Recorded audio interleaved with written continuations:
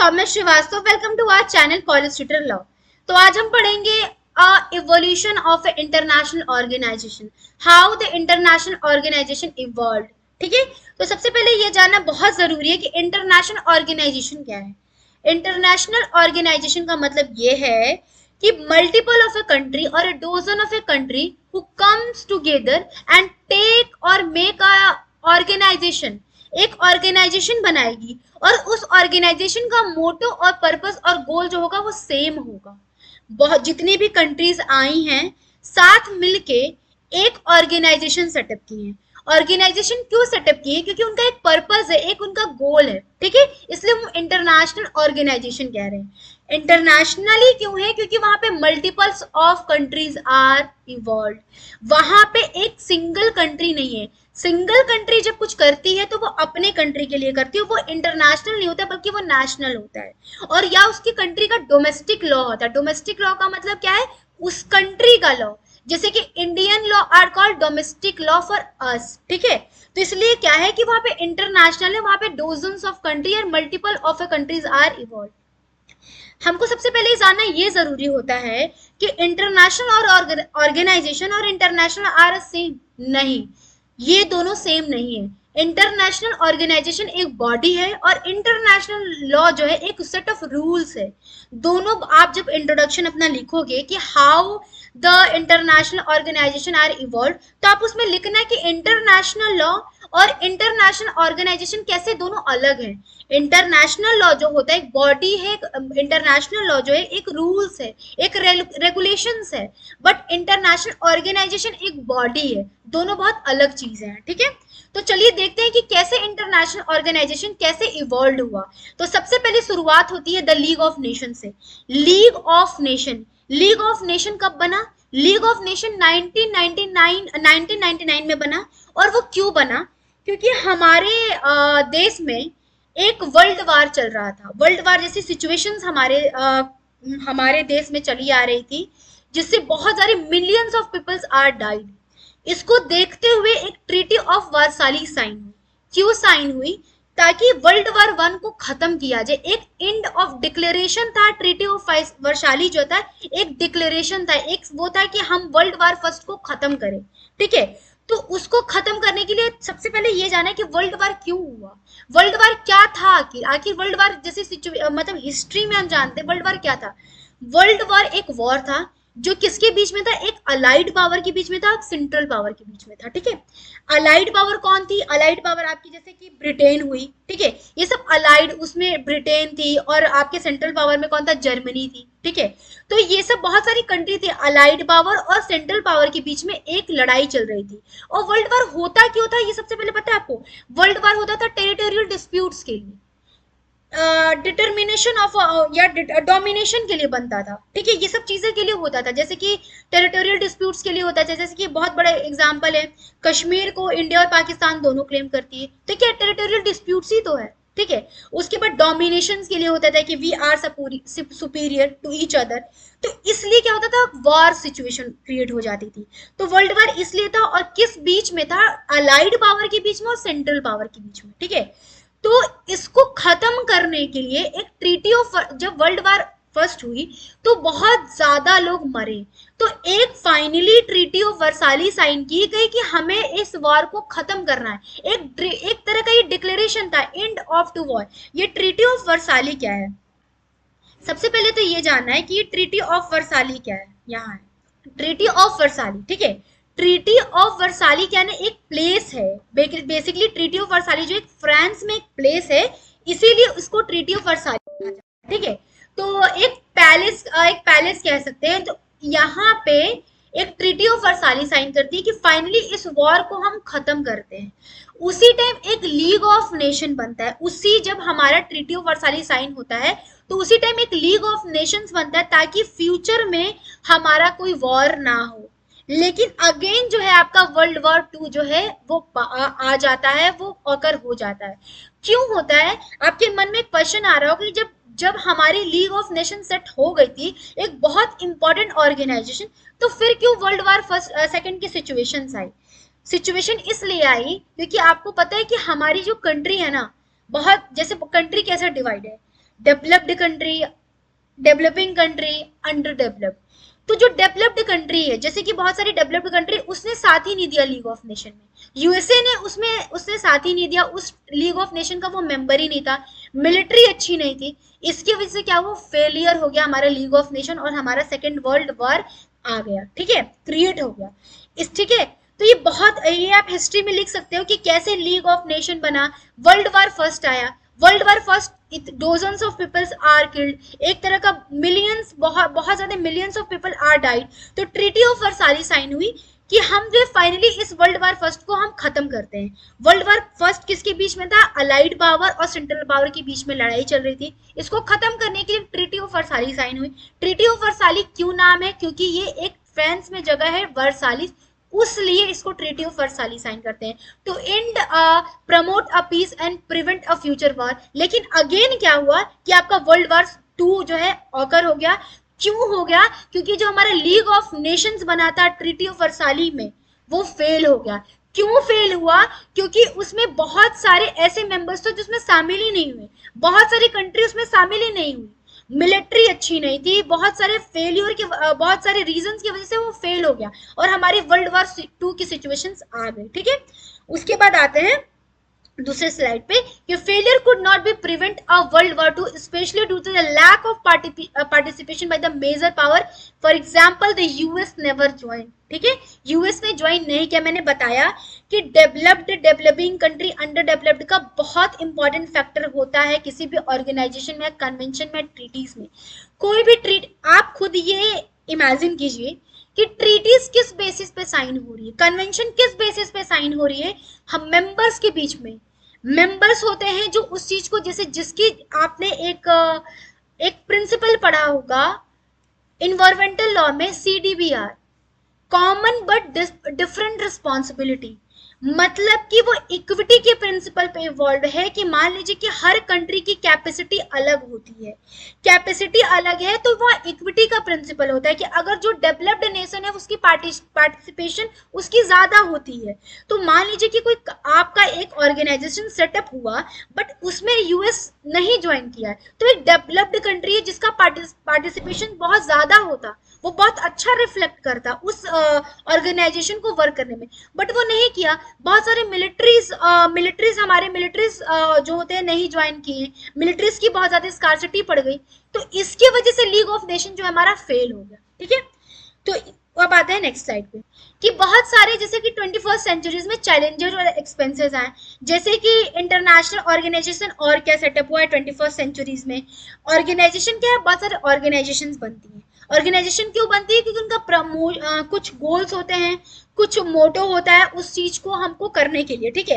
तो international organisation 21st centuries में क्या बने? जैसे इश्यूज लाइक क्लाइमेट चेंज, जैसे कि आपका यूएनएफसीसी जो क्लाइमेट चेंज है, आपका यूनाइटेड नेशन, ठीक है। तो देखिए कि 21st सेंचुरीज में चैलेंजेस और एक्सपेंशंस आने के बाद और क्या क्या हमारे जो इंटरनेशनल ऑर्गेनाइजेशन और क्या बने, क्योंकि ग्लोबली इशू था। ग्लोबली इशू का ये मतलब है कि एक कंट्री का इशू नहीं है, ग्लोबली इशू है, ठीक है। तो क्या बना? जैसे कि क्लाइमेट चेंज पे United nation framework convention on A climate change, UNFCCC. अच्छा, ये क्यों बना पता है? बहुत सारी कंट्री में ये कब बना था? ये बना था अर्थ समिट जब आपका हुआ था, उस टाइम ये बना था, इसको अडॉप्ट किया गया था। ये क्यों बना था? क्योंकि बहुत सारी कंट्रीज में, जैसे कि हमारे कंट्री में इंडस्ट्रीज है, फैक्ट्रीज हैं, तो क्या होता है, ग्रीन हाउस गैसेस जो होते हैं रिलीज होते हैं, तो ये रिलीज होते हैं, तो कितना इफेक्ट कर रहा है हमारे कंट्री पे, उसकी एक जो यूएनएफसीसी की रैंक पब्लिश होती है कि कौन सी कंट्री कितना ज्यादा जो है टॉक्सिसिटी जो है प्रोड्यूस किया, उसका कितना ग्रीन हाउसेस उन्होंने एमिट किया, पॉपुलेशन पे क्या फर्क पड़ा, उस चीज को देखते हुए कि यूएनएफसीसी रैंक पब्लिश होती है। इसको ये क्यों होती है? ताकि हर कंट्री जाने की कौन सी कंट्री ने कितना ज्यादा जो है एक्टिव या नेगेटिवली पार्टिसिपेट किया है टू डिस्ट्रॉय अ क्लाइमेट, ठीक है। तो ये क्यों होती है? और पता है, एक मैंने अभी फर्स्ट स्लाइड मैंने बताया था क्या कहते हैं, कॉमन बट डिफरेंट रिस्पॉन्सिबिलिटी, ठीक है, CBDR। आपने एक इन्वायरमेंटल लॉ में एक प्रिंसिपल पढ़ा होगा CBDR। ये क्या होता है? Common but different responsibility. मान लीजिए कि किसी कंट्रीज में किसी कंट्रीज में जैसे कि यूएसए डेवलप्ड कंट्री है, उस चाइना डेवलप्ड कंट्री है, उनके पास क्या है, कॉमन है, वो उनका एक कॉमन है कि वो अपने इन्वायरमेंटल को प्रोटेक्ट करें। वी नो दैट कि we are working on the और everything on the depend upon the environment. हम हर चीज, we are doing only the cost of environment. हम सिर्फ काम करते हैं इन्वायरमेंट के बेसिस पे। हम अगर काम ही ना कर पाते, अगर हम पेड़ ना कटवाएं, डिफॉरेस्टेशन ना कराएं, तो फैक्ट्री नहीं सेटअप हो पाएगी। हम किसी चीजों को मतलब कि मान लीजिए कि कोई भी तालाब है, उसको हम अगर भर के तब हम कुछ सेट करते हैं, कुछ हम उस पर लगाते हैं, तो क्या करते हैं, अगर कोई भी हम सेटअप करते हैं तो हम क्या करते हैं, वो सिर्फ और सिर्फ हम इन्वायरमेंट के कॉस्ट पे करते हैं। ऐसा नहीं है कि हम हर चीज खुद से बना लेते हैं, नहीं। अगर हमें कोई भी चीज सेटअप करना है, हमें कोई इंडस्ट्री सेटअप करना है, फैक्ट्री सेटअप करना है, या हमें कुछ भी घर भी बनवाना है, तो हम जमीन पे बनाते हैं, जमीन को हम डिस्ट्रॉय करके बनाते हैं। तो उससे क्या होता है, कहीं ना कहीं आपके इन्वायरमेंट पे क्या होता है, फर्क पड़ता है। तो एक सीबीडीआर एक प्रिंसिपल एनवायरमेंटल लॉ का कॉमन बट डिफरेंट रिस्पॉन्सिबिलिटी। उसमें क्या होता है कि जैसे कि यूएसए है, चाइना है, उनकी कैपेसिटी ज्यादा है, दे आर डेवलप्ड कंट्री, तो उनका जो है, उनके पास रिस्पॉन्सिबिलिटी है, ज्यादा है, ठीक है, as compare to developing country और अंडर डेवलप्ड कंट्री। तो वो ज्यादा उनका पार्टिसिपेशन होगा इकोनॉमी को, इन्वायरमेंट को सेव करने की, ठीक है। इसीलिए तो ये इसीलिए पब्लिश होता है, ताकि लोग जाने कि किस कंट्री ने कितना ज्यादा डिस्ट्रॉय किया है क्लाइमेट को, या क्या पार्टिसिपेशन रहा, इसलिए होता है, ठीक है। तो जैसे बहुत सारे इंटरनेशनल ऑर्गेनाइजेशन, ये थोड़ा डीप हो गया, यूएनएफसी, बट आप लिख सकते हो, आप एक्सपेंड करने के लिए अपना आंसर यू कैन राइट, ठीक है। फिर उसके बाद डब्ल्यूएचओ बना, ठीक है, वर्ल्ड हेल्थ ऑर्गेनाइजेशन, ठीक है, कोविड-19 में एक्टिवली पार्टिसिपेट किया हमारा वर्ल्ड हेल्थ ऑर्गेनाइजेशन। तो ये सब क्या है, ये सब एक ऑर्गेनाइजेशन है, इंटरनेशनल ऑर्गेनाइजेशन है, जो वो बहुत सारी कंट्रीज में मिलके एक काम करती है एक चीज पे, ठीक है। उसके बाद आता है हिस्ट्री ऑफ यूनाइटेड नेशन। जैसे मैंने हिस्ट्री ऑफ यूनाइटेड नेशन बताया कि लीग ऑफ नेशन फेलियर होने के कारण हमारा क्या बना, एक यूनाइटेड नेशन बना, ठीक है। United Nations created after a World War First to prevent a future conflict, failure due to the lack of authority, no enforcement power, absence of a key power, US could not prevent a World War Second. ठीक है, ये reasons था, ठीक है, इसके वजह से United nation बना। फेलियर ऑफ लीग नेशंस, क्यों फेलियर ऑफ लीग नेशन था, क्योंकि हमारे पास बहुत सारे मेजर पावर्स नहीं थे, क्या था, लैक ऑफ की पावर्स थे, ठीक है। उसके बाद आता है establishment of UN. San Francisco में कॉन्फ्रेंस हुआ अप्रैल जून 1945 में। 15 nation met to draft a UN charter, UN charter को ड्राफ्ट किया गया। साइन कब हुआ, 26 जून को, ठीक है, 1945 में। रेटिफाइड कब हुआ, अक्टूबर 24 95 में, ठीक है। ये सब एक की आप एस्टैब्लिशमेंट में लिख सकते हो कि कब जो है, किस कॉन्फ्रेंस में कब ये साइन हुआ, कब ये इन्फोर्समेंट में आया, ठीक है। इसीलिए हम 24 अक्टूबर को यूनाइटेड नेशन डे मानते हैं, ठीक है। फाउंडिंग मेंबर्स 51 कंट्रीज, उस टाइम जो है फाउंडिंग मेंबर्स कितने थे, 51 कंट्रीज थे। मेन ऑर्गन्स क्या है एस्टैब्लिश, जनरल असेंबली है, सिक्योरिटी काउंसिल है, सेक्रेटरीट है, ट्रस्टिप है, इकोसॉक है, ये सब क्या है, एक ऑर्गन्स है। यूनाइटेड नेशन जो है ना, यूनाइटेड नेशन एक इंडिपेंडेंट ऑर्गन नहीं है, ये कह सकते हैं कि they are supplementary to each other, they are not complementary. ये याद रखिएगा, यूनाइटेड नेशंस क्या है, यूनाइटेड नेशन एक ऑर्गेनाइजेशन है जिसमें बहुत सारे मेंबर्स हैं, बहुत सारे मेन और मेंबर्स नहीं, ऑर्गन्स हैं। ऑर्गन्स जो है यूनाइटेड नेशन का एक सप्लीमेंट्री पार्ट है, कंप्लीमेंट्री है, that's why it is called a two wheels on A one chariot, ठीक है। इसीलिए इसको कहा जाता है United Nation independently never be work, they are working only on the basis of organs. Organs क्या है, जनरल असेंबली, इकोसॉक, trusteeship, International Court of Justice, ये ऑर्गन्स हैं जो वर्क कर रहे हैं। यूनाइटेड नेशन एक अलग से इंडिपेंडेंट नहीं है जो सारा काम कर रहा है, नहीं, ऑर्गन्स जो है वो कर रहे हैं, ठीक है। उसके बाद ऑब्जेक्टिव देखिए, ऑब्जेक्टिव अगेन एक इंटरनेशनल ऑर्गेनाइजेशन का मेन जो है इंटरनेशनल, कि to maintain a international peace and security, promote a friendly relation amongst nation. पता है, कहीं ना कहीं आज जो हमारे कंट्रीज के बीच में जो हमारा एक फ्रेंडली रिलेशन है, वो कहीं ना कहीं हम कह सकते हैं कि यूनाइटेड नेशंस की वजह से। ये आप देख सकते हो कि जो इंडिया है ना, बहुत सॉफ्टली सबके साथ उसका रिलेशन है, एक्सेप्ट पाकिस्तान। पाकिस्तान के छोड़ के हमारे सबके साथ जो है एक फ्रेंडली रिलेशंस है, चाहे वो यूएस ले लीजिए चाहे चाइना ले लीजिए। वो क्यों है? कंट्रीज का जो कंट्रीज के साथ आज हमारे फ्रेंडली रिलेशंस है ना, वो यूनाइटेड नेशन का बहुत बड़ा हाथ है। तो आज हर कंट्री अपनी ताकत दिखाती और दिखाई होती। बहुत सारी चीजों को हम इग्नोर करके एक फ्रेंडली रिलेशन स्टैब्लिश करते हैं। और क्यों करते हैं? Due to the trade business. हम क्यों कर रहे हैं? ये ट्रेड के लिए कर रहे हैं, ठीक है। Based on the equal right and self-determination of a peoples achieves the international cooperation. International cooperation को बढ़ा रहे हैं हम, ताकि दुनिया भर में जो मार पीट हो रही है, लड़ाइयाँ हो रही है, ताकि हम उसको रोक सकें, ठीक है। ह्यूमैनिटेरियन ग्राउंड मतलब एक प्रिंसिपल है इंटर, जो इंडिया है बहुत ज्यादा इस पे वर्क करते हैं ह्यूमैनिटेरियन के ग्राउंड पे, ठीक है। हम कभी भी कुछ भी हो जाए, हम इस प्रिंसिपल्स को इग्नोर नहीं करते हैं, इंडिया खास करके नहीं करती है, ठीक है। Promote A encourage a respect of a human right and fundamental freedoms. कहीं ना कहीं इंटरनेशनल जो आपका ऑर्गेनाइजेशन है, ह्यूमन नेशन है, वो कहीं ना कहीं ह्यूमन राइट को बहुत ज्यादा रिस्पेक्ट करता है, फंडामेंटल फ्रीडम्स को बहुत ज्यादा प्रमोट करता है, ठीक है। Harmonisation actions. हार्मोनाइजेशन का मतलब क्या है? अगर दो कंट्री एक दूसरे पे, दो कंट्री वार हो रही है, तो एक हम हार्मनी सेटअप करते हैं, हार्मनी कंस्ट्रक्शन बिल्ड करते हैं कि ताकि दोनों कंट्री जो है शांत रह सकते हैं, हम बीच का रास्ता निकालते हैं, उसको कहते हैं हम हार्मोनाइजेशन, ठीक है। Bring a country together to work a shared goal and values. हमारा कहीं ना कहीं यूनाइटेड नेशंस बना है तो उसका एक गोल है, to maintain international peace and security, ठीक है।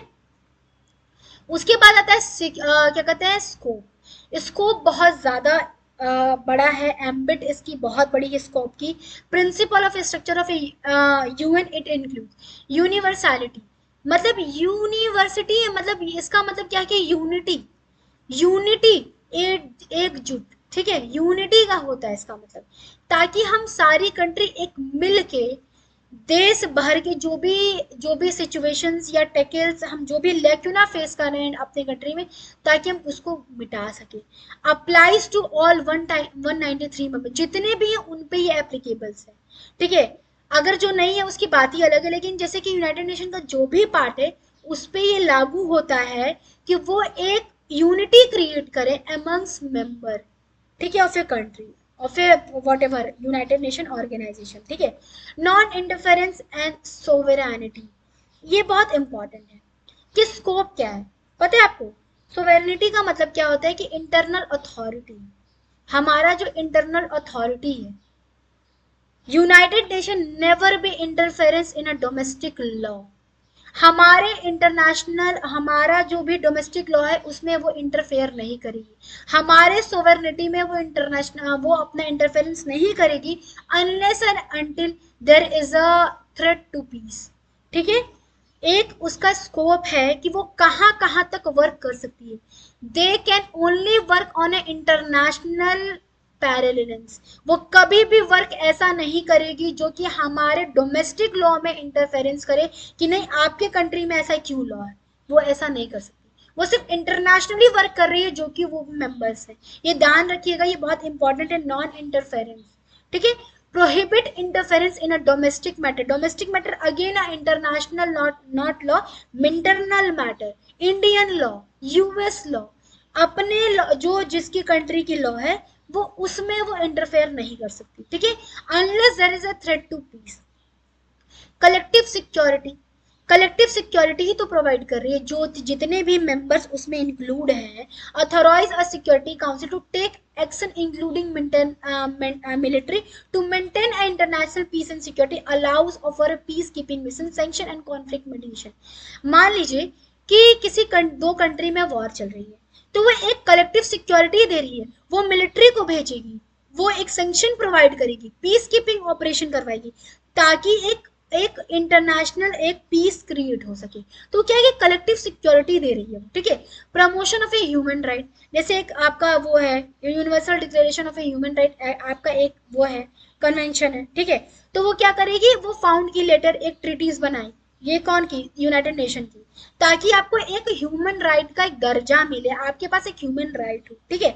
उसके बाद डेवलपमेंट एंड कोऑपरेशन, जैसे बहुत सारी बॉडीज जैसे इकोसॉक है, डब्ल्यूएचओ है, यूएनएसको है, ये क्या कर रही है, जैसे कि बहुत सारी चीजों को टैकल कर रही है, पॉवर्टी को, हेल्थ को, एजुकेशन को। ये क्या कर रही है, यूनाइटेड नेशन एक बॉडीज जो बना है, इको शॉक है, WHO है, तो बहुत सारी चीजों को ये कर रही है, हेल्थ को WHO कर रहा है, ठीक है, समझ में आ रहा। उसके बाद legal authority, it establish a international Court of justice. कोई भी मैटर मान लीजिए कि इंटरनेशनल, मान लीजिए दो इंटरनेशनली जो है, दो कंट्री वॉर कर रही है, तो ऐसा थोड़ी कि यूएस का मैटर है और इंडिया का मैटर है, ठीक है, तो क्या होगा, वो जाएगा यूएस में जाएगा, चाहे कहीं उसके कंट्री, नहीं, वो इंटरनेशनल कोर्ट ऑफ जस्टिस में आएगा, क्योंकि एक इंटरनेशनली हमारे पास क्या अथॉरिटी है टू रिजॉल्व अ डिस्प्यूट, ठीक है।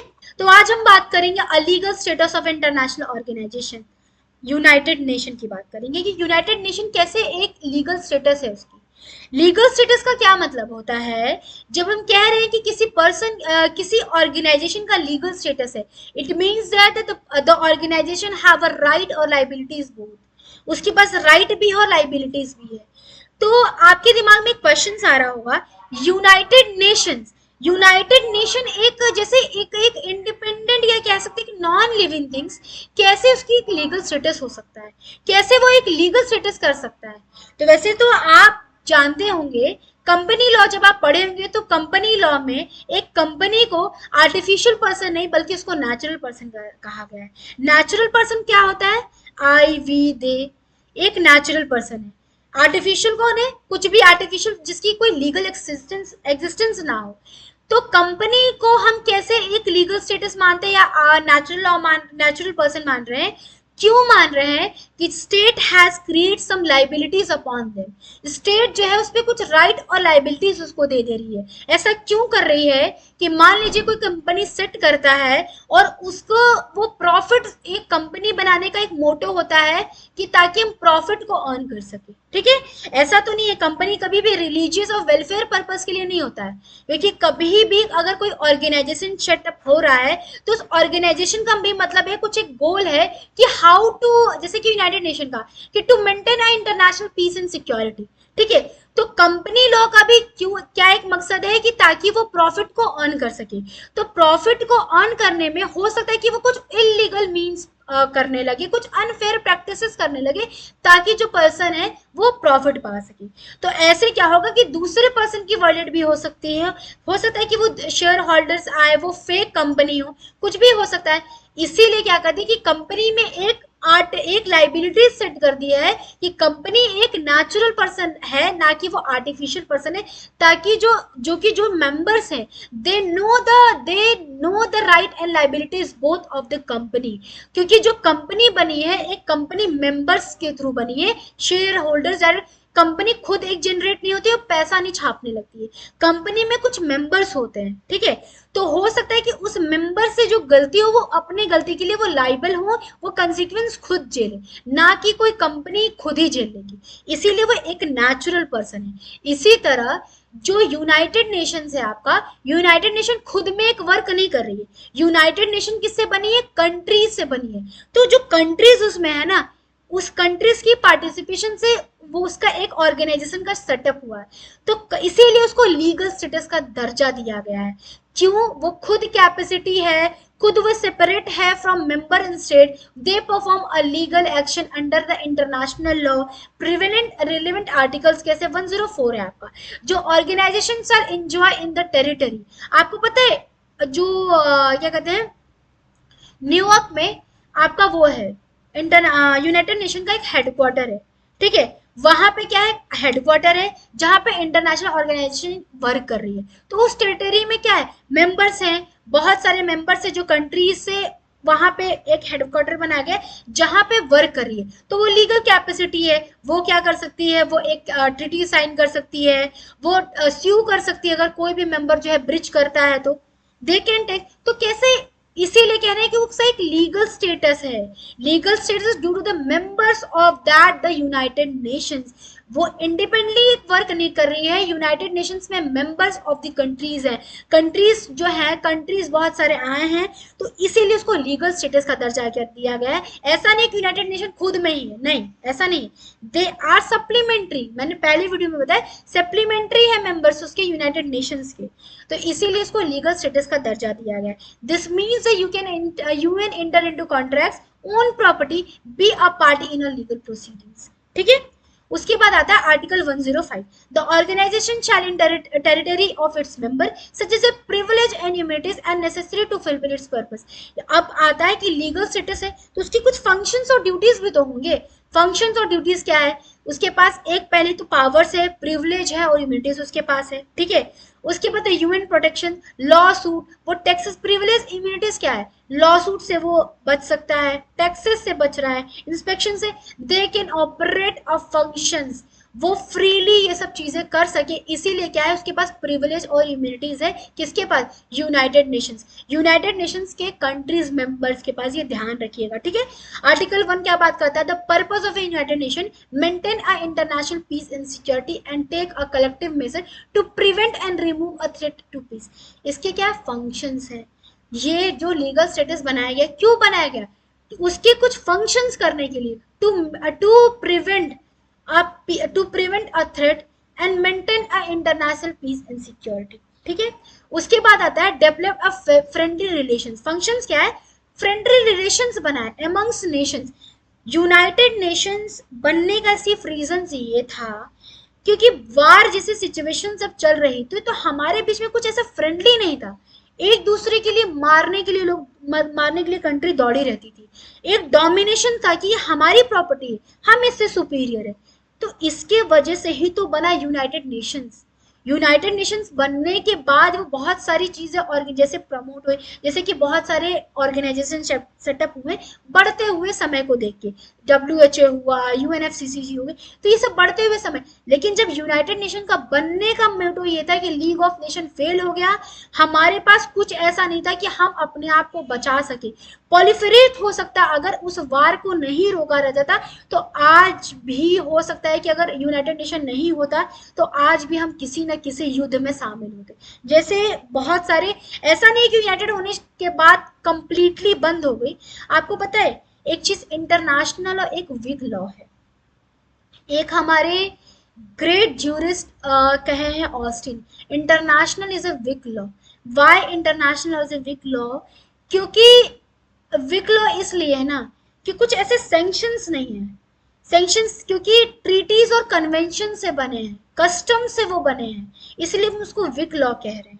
ठीक है, तो इसीलिए आप कह सकते हैं कि यूनाइटेड नेशन बनने के बाद भी जैसे आज का जो सिचुएशन है, इंडिया पाकिस्तान के बीच में वार चल रहा है, क्यों, क्योंकि इंटरनेशनल लॉ और विग लॉ इसीलिए है। अगर वो स्ट्रांग होता तो शायद आज ऐसा नहीं, क्योंकि उतने हद तक हमारा सैंक्शंस नहीं होता है, उतने हद तक हम पनिशमेंट नहीं दे पा रहे हैं ताकि ये वॉर जैसे सिचुएशंस को हम कंट्रोल कर सके। They are the parties but still कहीं ना कहीं लेक्यूना है, इसीलिए आज ये सिचुएशंस है। ऐसा हम नहीं कहेंगे कि यूनाइटेड नेशन के बनने के बाद हम पूरे के पूरे हम एक एक मेंटेन कर रहे हैं इंटरनेशनल पीस, नहीं, नहीं कर रहे हैं। क्योंकि एक जो जूरिस्ट कहे हैं कि इंटरनेशनल लॉ और विग लॉ आर ट्रू, क्योंकि उतने हद तक सैंक्शंस जो हम नहीं कर सकते हैं। ठीक है, बैक्ड बाय सैंक्शंस नहीं है, उतनी सोवरेनिटी नहीं है। सोवरेन जो होती है वो कंट्री में होती है, हर एक कंट्री की एक सोवरेन है, अथॉरिटी है, पावर है, तो उसको कंट्रोल करेगा। अगर वो कोई नहीं करता है उसको पनिशमेंट देंगे हम।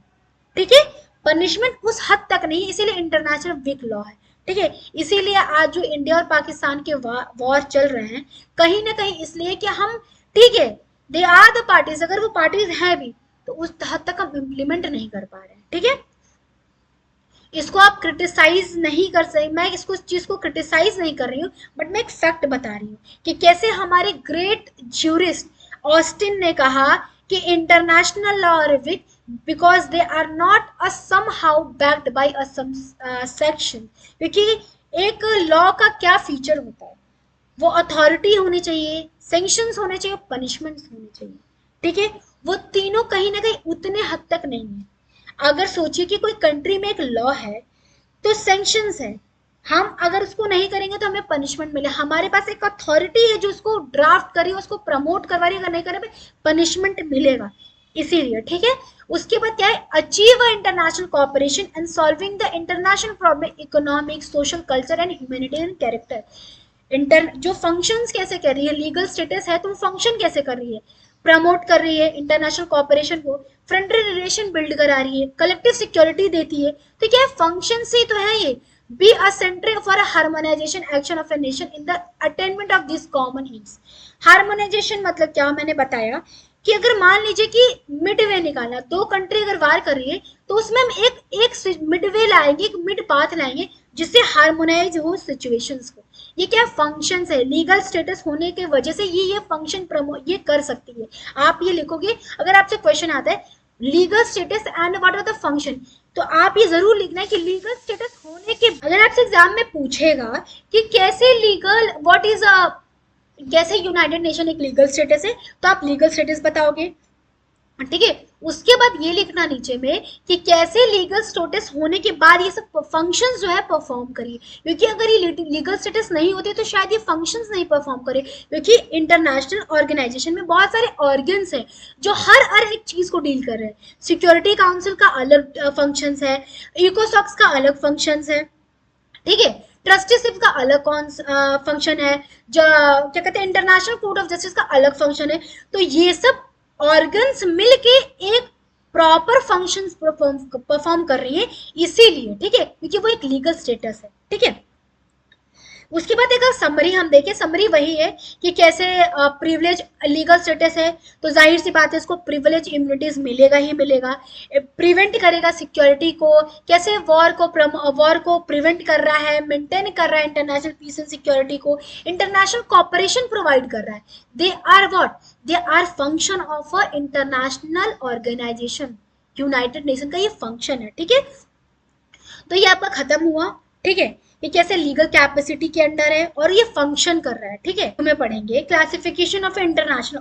क्लासिफिकेशन का क्या मतलब होता है कि हम इंटरनेशनल ऑर्गेनाइजेशन को कैसे कैसे क्लासिफाई किए, किस किस बेसिस पे हम क्लासिफाई किए। इंटरनेशनल ऑर्गेनाइजेशन जो भी आपका सेट होता है या बनता है वो सिर्फ एक मोटो के लिए नहीं बनता है, एक पर्पस के लिए नहीं बन सकता, वो बहुत सारे पर्पस के लिए इंटरनेशनल ऑर्गेनाइजेशन बने हैं। तो उनको हम किस किस बेसिस पे क्लासिफाई करें ताकि हमें पता चले कि कौन सा ऑर्गेनाइजेशन क्या वर्क करता है, इसीलिए क्लासिफाई करते हैं। पर्पस और गोल जो होते हैं डिफरेंस होते हैं, ठीक है। जैसे कि क्लासिफिकेशन अगर हम करें इंटरनेशनल ऑर्गेनाइजेशन की, तो एक आता है इंटर गवर्नमेंटल ऑर्गेनाइजेशन, ठीक है। इसमें क्या होता है कि ये गवर्नमेंट्स बनाते हैं, governments of the country, members of are the countries not individuals. जैसे कि एग्जांपल लेते हैं कि जो आपका यूनाइटेड नेशंस है वो इंटरनेशनल ऑर्गेनाइजेशन है, इंटर गवर्नमेंटल ऑर्गेनाइजेशन, मतलब कि वो गवर्नमेंट के अप्रूवल से, जो मान लीजिए कि कोई भी कंट्री है तो इंटरनेशनल अगर यूनाइटेड नेशन का वो पार्ट है तो उस कंट्री का पहली बात तो अप्रूवल है, हमारी कंट्री का अप्रूवल है और हम पार्ट होंगे, ठीक है। इंटर गवर्नमेंटल का ये मतलब है। और उस कंट्री जो इंटर गवर्नमेंटल ऑर्गेनाइजेशन होता है वो एक कंट्री से नहीं बनता है, वन और मोर कंट्री से बनता है, वो एक सिंगल कंट्री से नहीं है या चार कंट्री, वो बहुत सारे कंट्री से मिलके बना है, इसीलिए हम उसको इंटर गवर्नमेंटल ऑर्गेनाइजेशन कह रहे हैं, नॉट इंडिविजुअल्स, ठीक है। इसीलिए जैसे कि एग्जांपल है यूनाइटेड नेशन, 153 मेंबर्स है, 153 मेंबर्स हैं तो उसमें बहुत सारे कंट्रीज का इन्वॉल्वमेंट था, इसीलिए इसको हम कह रहे हैं कि इंटर गवर्नमेंटल ऑर्गेनाइजेशन, ठीक है। पर्पस क्या होती है कि country work together for a peace and health economy and environment, इसीलिए पर्पस उसका क्या होता है कि वर्क करे वो साथ में, इसीलिए हम इसको इंटर गवर्नमेंटल कह रहे हैं, मतलब कि बहुत सारी कंट्री का इन्वॉल्वमेंट है और made by the government of a countries, ठीक है।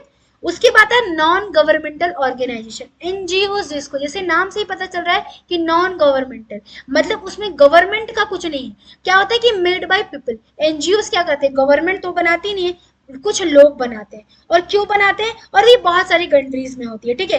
जैसे कि बहुत बहुत बड़ी बड़ी इंटरनेशनल भी एनजीओ चलती हैं जो हेल्थ को, एजुकेशन को, एनवायरनमेंट को प्रमोट करती है, जैसे कि रेड क्रॉस है आपका। रेड क्रॉस क्या है, एक एनजीओ ही है ग्रीन पीस एक एनजीओ है बट वो इंटरनेशनल ऑर्गेनाइजेशन, वो इंटरनेशनली एनजीओ है। रेड क्रॉस क्या है, जैसे कि वो वॉर के सिचुएशंस में, डिजास्टर के सिचुएशंस में एड प्रोवाइड्स करती है। ग्रीन पीस क्या है, ग्रीन पीस जैसे कि बहुत सारे कंट्री वो इंटरनेशनली, जैसे कि मान लीजिए कोई क्लाइमेट को बहुत ज्यादा हार्म कर रहा है, ग्रीन पीस इसीलिए ऑर्गेनाइजेशन है, क्लाइमेट के पर्पज में वो काम करती है। तो ये सब क्या है, ये नॉन गवर्नमेंटल ऑर्गेनाइजेशन है, ये इंटरनेशनली एक तरह का वर्क कर रहे हैं, बट इसमें गवर्नमेंट का कोई रूल नहीं, गवर्नमेंट इसको रिप्रेजेंट नहीं, कुछ लोग मिलके, बहुत कंट्री के लोग मिलके, मान लीजिए कुछ इंडिया के लोग, कुछ कहीं के लोग मिलके एक ऑर्गेनाइजेशन बना रहे हैं, और ऑर्गेनाइजेशन जो वो इंटरनेशनली रिप्रेजेंट कर रहा है, और उसका मोटो अलग है, उसका कुछ फंक्शंस अलग है, ठीक है। उसके बाद अगर क्लासिफिकेशन हम तीसरा देखें, global versus regional. Global organisation एक नाम ही सजेस्ट कर रहा है कि ग्लोबली कुछ इशू है जिसका हम एक ग्लोबल ऑर्गेनाइजेशन बना रहे हैं, ठीक है। ग्लोबल ऑर्गेनाइजेशन बना रहा है और वो ग्लोबली वर्क कर रहा है, ग्लोबली के लिए वर्क कर रहा है, ठीक है। उसके बाद एग्जांपल है यूनाइटेड नेशन। यूनाइटेड नेशन क्या है, ग्लोबली वर्क करता है, क्योंकि बहुत ज्यादा इसमें मेंबर्स ऑफ द कंट्रीज हैं, जो इंटरनेशनली एक कलेक्टिव सिक्योरिटी, डिफेंस सिस्टम, बहुत सारी चीजें प्रोवाइड कर रहा है, तो ये कलेक्टिव कर रहा है, ठीक है। Almost includes every country. जो ग्लोबल ऑर्गेनाइजेशन होता है वो बहुत सारे कंट्री से मिलके बनता है, ठीक है। We can sometimes say that कि inter government organizations are global organization, कह सकते हैं हम, समहाउ हम इसको कह सकते हैं, क्योंकि ये भी बहुत सारे कंट्रीज से मिलके बनता है, ठीक है। उसके बाद आता है रीजनल ऑर्गेनाइजेशन, ये पर्टिकुलर रीजन के लिए ऑर्गेनाइजेशन बनाया जाता है, ठीक है। इसके लिए भी ऑर्गेनाइजेशन क्यों है कि to prevent peace and security, to prevent a future war. जैसे कि बहुत बड़ा एग्जांपल है यूरोपियन यूनियन, ये क्या 27 कंट्रीज मिलके बना है, ठीक है। ये उसी कंट्री के लिए वर्क कर रहा है, ये भी इसी के लिए कर रहा है। और बहुत सारे यूरोपियन यूनियन जैसे रीजनल क्यों है ये, कि उसी रीजन, जैसे कि southern European, western European, northern European, ये बहुत सारे उस रीजन के लिए बना है और ये उसी रीजन के लिए वर्क करता है, ठीक है। तो ये इंटरनेशनल ऑर्गेनाइजेशन, ये 27 यूरोपियन कंट्रीज से मिलके बना है, ठीक है। तो ग्लोबल और रीजनल भी क्लासिफिकेशन है इंटरनेशनल ऑर्गेनाइजेशन का, ठीक है। ग्लोबल ऑर्गेनाइजेशन में बहुत सारी कंट्री से मिलके बना है और बहुत सारे कंट्री के लिए वर्क कर रहा है, जैसे कि यूनाइटेड नेशन। यूनाइटेड नेशन क्या कर रहा है, जितने मेंबर्स हैं उस कंट्री, उस ऑर्गेनाइजेशन में, उस मेंबर्स ऑफ द कंट्री के लिए एक फंक्शन प्रोवाइड कर, एक फंक्शन करता है क्या, to prevent a future war, collective security देता है, ठीक है। पीस कीपिंग ऑपरेशन कराएगा अगर उसकी जरूरत पड़ती है तो ये सब क्या है, एक ग्लोबल ऑर्गेनाइजेशन है। रीजनल ऑर्गेनाइजेशन एक पर्टिकुलर रीजन के लिए, जैसे कि यूरोपियन यूनियन बेस्ट एग्जांपल है, ये 27 कंट्री से बन के, 27 यूरोपियन कंट्री है, ठीक है। उससे मिलके उस रीजन में, जैसे यूरोपियन एक रीजन है, उस रीजन में बहुत सारे यूरोपियन, जैसे साउथर्न यूरोपियन, नॉर्दर्न, ठीक है, वेस्टर्न, ये सब उस रीजन को कंबाइन करके एक क्या किया, एक कंट्री के लिए एक ऑर्गेनाइजेशन सेटअप कर दिया। और ये क्यों किया, उसका भी एक पर्पस है, to prevent a future war, international peace and security के लिए, ठीक है। उसके बाद अगर क्लासिफिकेशन करें ऑर्गन के बेसिस पे, आप ऑर्गन के भी बेसिस पे करेंगे, आप जब पेपर में लिखोगे तो ऑर्गन के भी बेसिस पे करोगे कि कैसे यूनाइटेड जो ऑर्गेनाइजेशन है किस किस बेसिस पे। तो मेन ऑर्गन्स क्या है यूनाइटेड नेशंस के, क्या है, जनरल असेंबली है, सिक्योरिटी काउंसिल है, इकोसॉक है, इंटरनेशनल कोर्ट ऑफ जस्टिस है, ट्रस्टीशिप काउंसिल है। जनरल असेंबली सारे मेंबर्स जो हैं रिप्रेजेंट करते हैं, डिस्कशन करते हैं, रिकमेंड करते हैं इंटरनेशनल इशू को। Security council is a main body, main organ of the united nation, वो मेन बॉडी है, उसके अप्रूवल से, उसके रिकमेंडेशंस पे कोई भी ऑर्गन जो है वो काम नहीं कर सकती। It is a basic principle of a united nation और यूएन चार्टर, ठीक है। Maintain international peace and security, ये मेन रूल, मेन जो है ना फंक्शन वो करती है, मेन फंक्शन। सिक्योरिटी काउंसिल्स के मेंबर्स होते हैं परमानेंट, नॉन परमानेंट मेंबर्स है। जब मैं इसको पढ़ाऊंगी तो डीप में पढ़ाऊंगी, ठीक है, कि क्या क्या ऑर्गन्स के वर्क है। उसके बाद आता है इकोसॉक आता है। इकोसॉक क्या है, एक ये अलग ऑर्गेनाइजेशन है, ठीक है, ये अलग ऑर्गन है।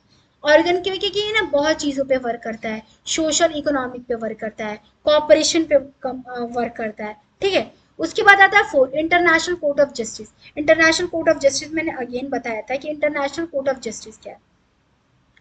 इंटरनेशनली एक कोर्ट है, ठीक है, ऑफ जस्टिस, जस्टिस के लिए।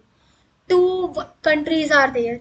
अगर दो कंट्री लड़ाई कर रही है तो ऐसा नहीं है कि एक दूसरे अलग अलग अपना वो करेंगे, नहीं, इंटरनेशनल कोर्ट में जाएगा, वहां वो डिसाइड होगा, ताकि वो इम्पार्शियल हो। अगर मान लीजिए, ये सब क्यों है, इंटरनेशनल कोर्ट ऑफ जस्टिस क्यों है, अगर मान लीजिए यूएस और चाइना के बीच में कुछ लड़ाई है, कुछ डिस्प्यूट्स आ रहा है, यूएस क्लेम करेगा कि हमें यूएस के कोर्ट में मूव करना है, चाइना क्लेम करेगा कि हमें चाइना के कोर्ट में, तो कौन सा प्रिवेल करेगा, which court will be prefer.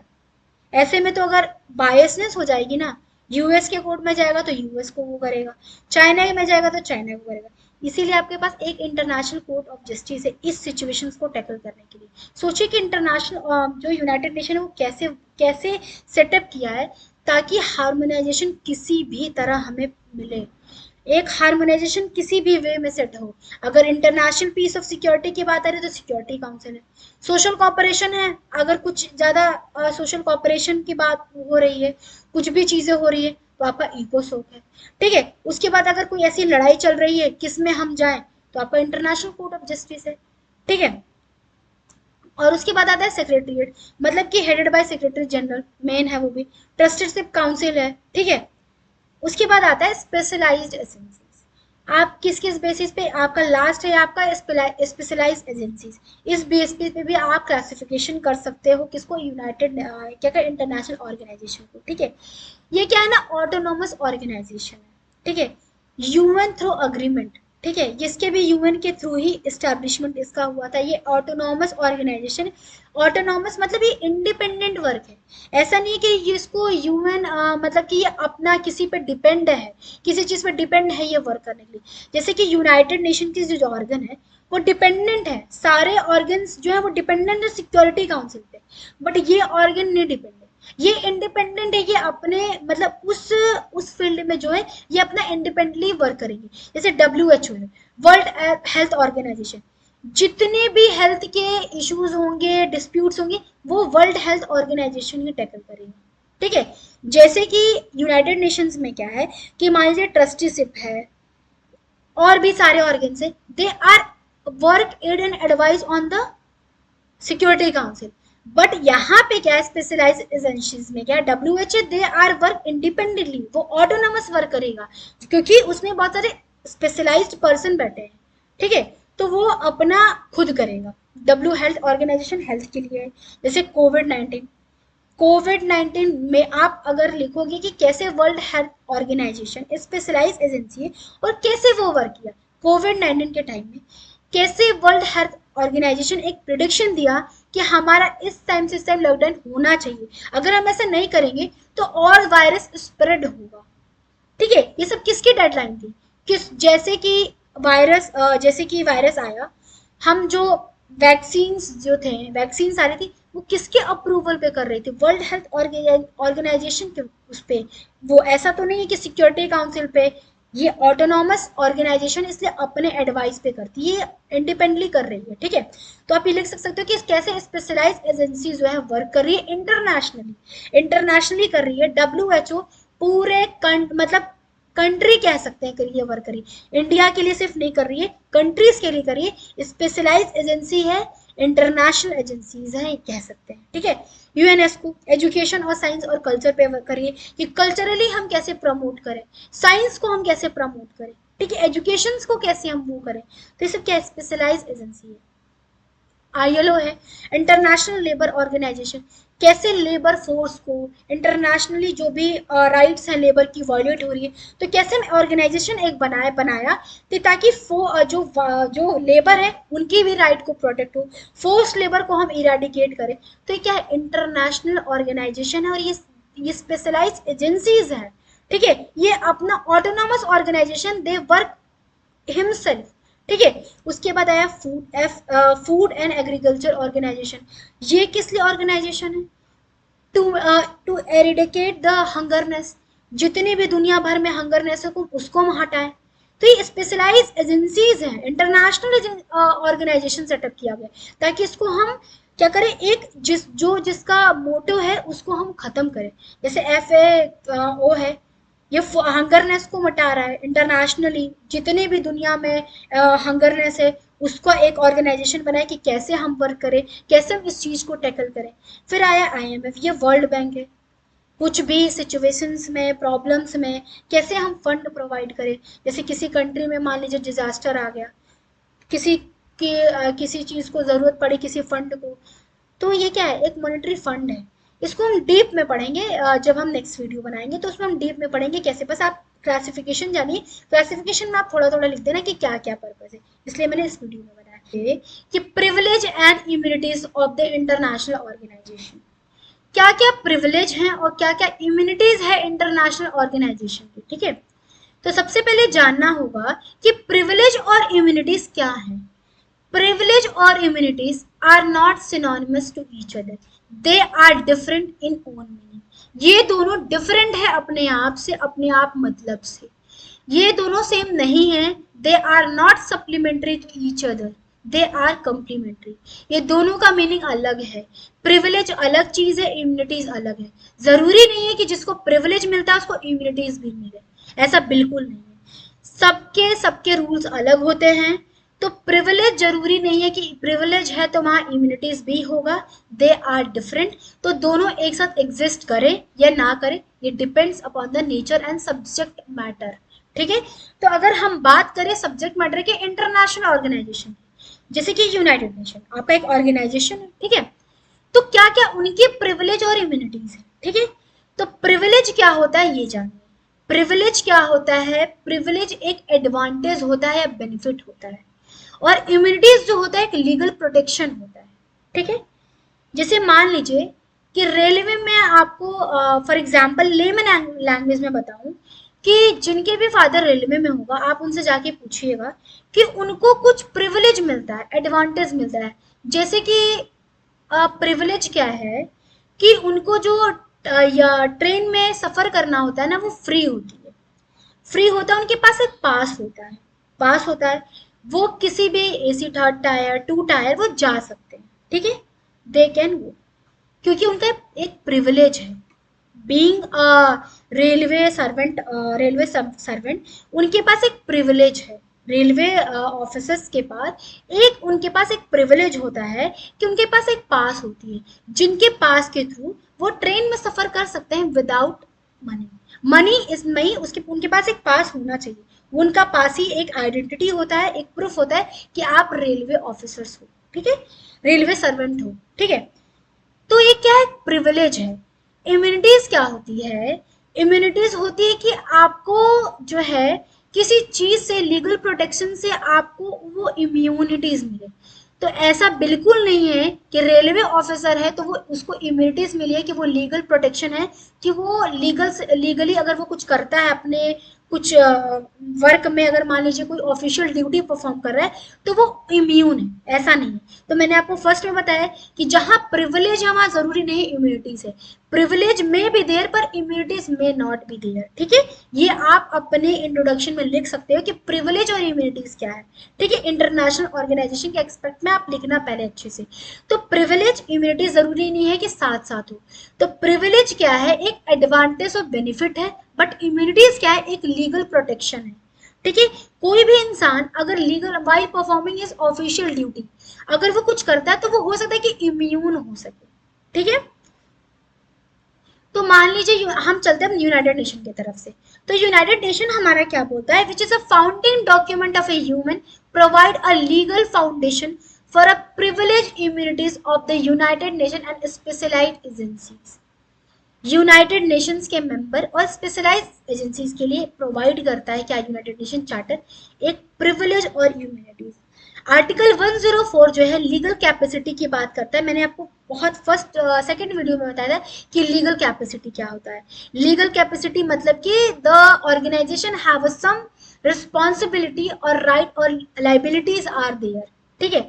तो ऑर्गेनाइजेशन जो है वो इंजॉय कर सकती है अपनी टेरिटरी में, जहां भी उसका हेडक्वार्टर है, वो अपने मेंबर को क्या है, वहां पे जो मेंबर्स है उनको एक एक क्या है, एक इम्यूनिटीज ग्रांट की है, ठीक है, कंट्रीज जो मेंबर्स है उनके लिए एक इम्यूनिटीज और प्रिविलेज ग्रांट की, जो भी members of the united nations है, क्योंकि वो एक लीगल कैपेसिटी है। Legal capacity, the members having a legal capacity created by the organisation, ठीक है। उसके बाद आता है 105 में। 105 बात करता है प्रिविलेज और इम्यूनिटीज की।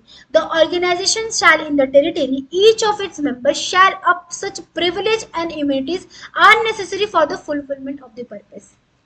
इसका मतलब ये है कि इंटरनेशनल ऑर्गेनाइजेशन जो बनाया गया है, जिसमें मेंबर्स हैं, वो क्या करें, फंक्शन परफॉर्म कर रहे हैं, सिक्योरिटी दे रहे हैं, कलेक्टिव सिक्योरिटी दे रहे हैं आपको एक आप आपके कंट्री में क्या है मेंटेन किए हैं, इंटरनेशनल पीस क्रिएट किए हैं, तो फंक्शन परफॉर्म कर रहे हैं। तो उनके लिए क्या है, प्रिविलेज और इम्यूनिटीज क्रिएट की गई है। तो प्रिविलेज क्या है, privilege representative of the member जो भी है यूनाइटेड नेशंस के, उनके पास एक प्रिविलेज है।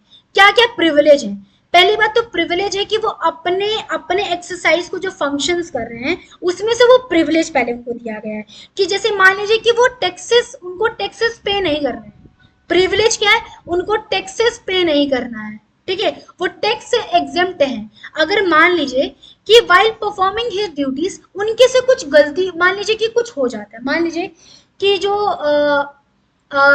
मान लीजिए वो टैक्स से, तो पहले क्या एक प्रिविलेज क्या उनको मिला है कि वो टैक्स से एग्जेम्प्ट है, ठीक है। General assembly make a recommendation with a view to determine official duty application on a paragraph may propose a convention to the member of the united nation for this purpose.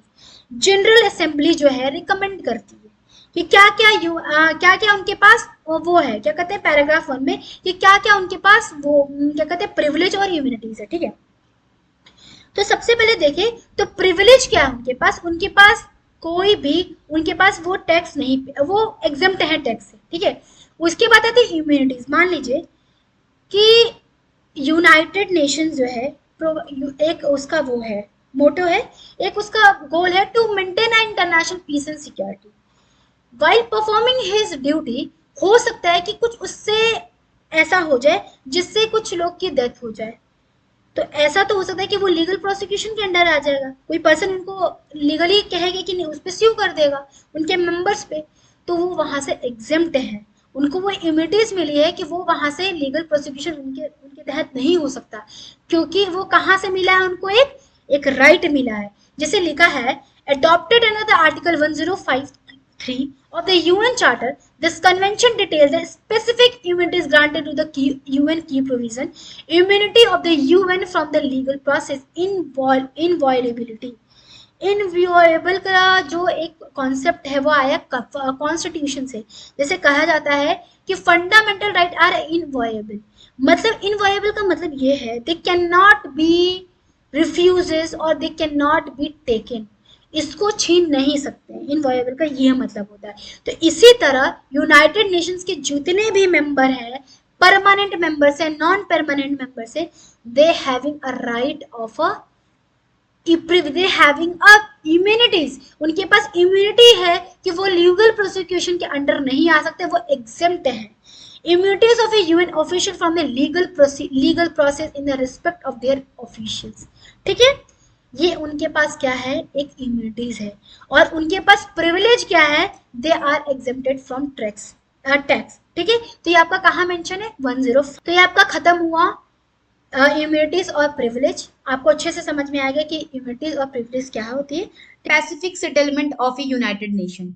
जैसा कि मैं पिछले video में बता चुकी हूँ कि united Nations क्या है और यूनाइटेड नेशन कैसे इवॉल्व हुआ था, मैंने बहुत अच्छे से बताया। अगर आप मैंने पहली वीडियो नहीं देखे हैं कि कैसे लीग ऑफ नेशन फेल हुआ, ट्रीटी ऑफ वर्साली साइन हुई, उसके बाद हमारा कैसे यूनाइटेड नेशन फॉर्म्ड हुआ, अगर आपने वीडियो को नहीं देखा है तो प्लीज जाके देख के आइए, तो आपको और अच्छे से समझ में आएगा ये वाली वीडियो, ठीक है।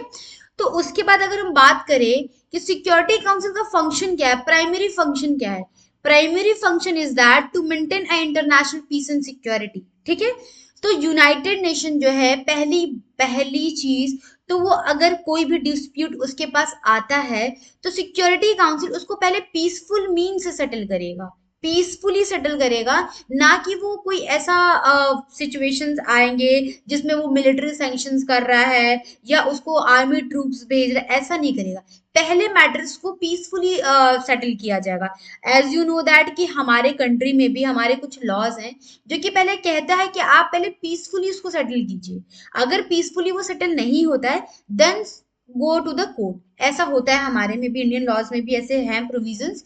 तो इसी तरह यूनाइटेड नेशंस में भी यूएन चार्टर जो है आपका बताता है कि कब जो है सिक्योरिटी काउंसिल जब उसको कोई थ्रेट या नजर आएगा या उसको लगेगा कि इंटरनेशनल पीस उसका हार्म हो सकता है, तो वो पहले पीसफुली जो है मैटर को वो सॉल्व करेगा। ठीक है, तो कहाँ से कहाँ तक दिया है, तो यूएन चार्टर में आपका 34 से लेके 38 तक दिया है कि कैसे आप मैटर को पीसफुली जो सिक्योरिटी काउंसिल है वो ट्रीट करेगा, पीसफुली कैसे सेटल करेगा। ठीक है, तो पीसफुल मीन्स का ये होता है पीसफुल सेटलमेंट। ठीक है, तो 34 देखिए, द सिक्योरिटी काउंसिल नहीं, पहले 34 नहीं देखेंगे, पहले 33 देखेंगे। ठीक है, तो चलिए देखते हैं आर्टिकल 33।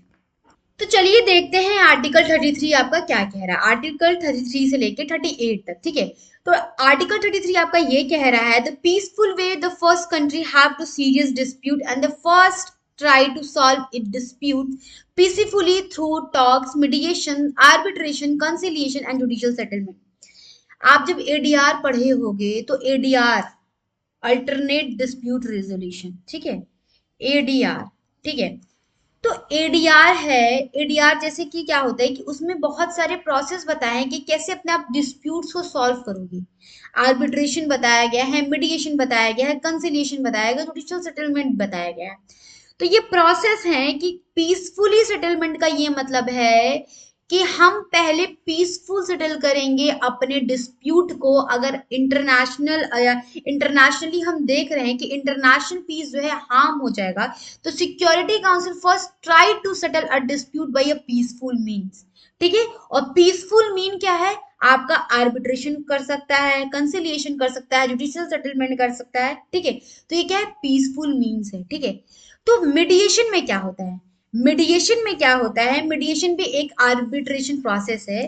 तो पहला जो आता है आपका मीडिएशन आता है। ठीक है, मीडिएशन प्रोसेस, मीडिएशन में क्या होता है कि मीडिएशन में आपको डिस्कशंस होता है बिटवीन टू पार्टीज। अगर मान लीजिए कोई टू कंट्री है, उनके बीच में कोई डिस्प्यूट्स है। ठीक है, उनके बीच में डिस्प्यूट्स ऐसा है जिससे सिक्योरिटी काउंसिल को लग रहा है कि इंटरनेशनल पीस जो है वो हार्म हो सकता है, तो वो पहले कोशिश कर रहा है कि मीडिएशन के थ्रू आपका डिस्प्यूट सॉल्व हो जाए। तो मीडिएशन में क्या होता है कि दोनों पार्टी डिस्कशन करते हैं, एक एक कॉर्नर स्टोर पे आते हैं कि हम इस डिस्प्यूट को ऐसे रिसॉल्व कर लेंगे। ठीक है, तो उस मीडिएशन में क्या होता है कि जो पार्टीज होती है वो रिसॉल्व करने की कोशिश करती है बाय डिस्कशन के थ्रू। वो म्यूचुअली अग्री होती है एक पॉइंट पे कि how to resolve a dispute between us. ठीक है, तो ये मीडिएशन होता है।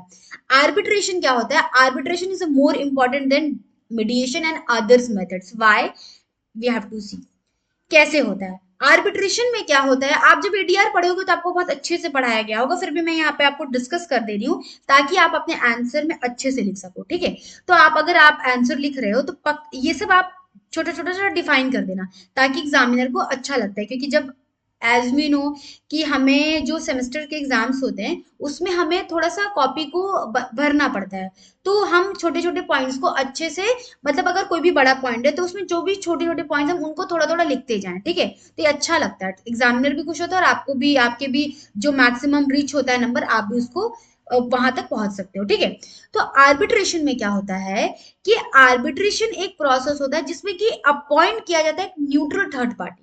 ठीक है, जैसे कि मान लीजिए, अब मैं इसको यहां से रेफर कर रही हूँ कि मान लीजिए कि कोई भी दो पार्टीज है, दो पार्टीज यहाँ मत लीजिएगा, ये इंटरनेशनल डिस्प्यूट है, तो यहाँ पे टू कंट्रीज आर इन्वॉल्व। आप जब प्राइवेट इंटरनेशनल लॉ पढ़ रहे होगे तो आपको बताया होगा कि पब्लिक और प्राइवेट इंटरनेशनल लॉ में क्या फर्क होता है। ठीक है, तो इसी तरह यहाँ पे देखिए कि private international law that refer to two different countries, two different countries का मैटर है। मान लीजिए कि कोई दो कंट्रीज में बहुत महायुद्ध वार चल रहा है, ठीक है, वो वार की सिचुएशन है और जिसमें सिक्योरिटी काउंसिल को ऐसा फील होता है कि that harm the international peace, तो वो पहले मीडिएशन पे आएगा। मीडिएशन से अगर कोई डिस्प्यूट नहीं रिजॉल्व हो रहा है then it's comes to arbitration.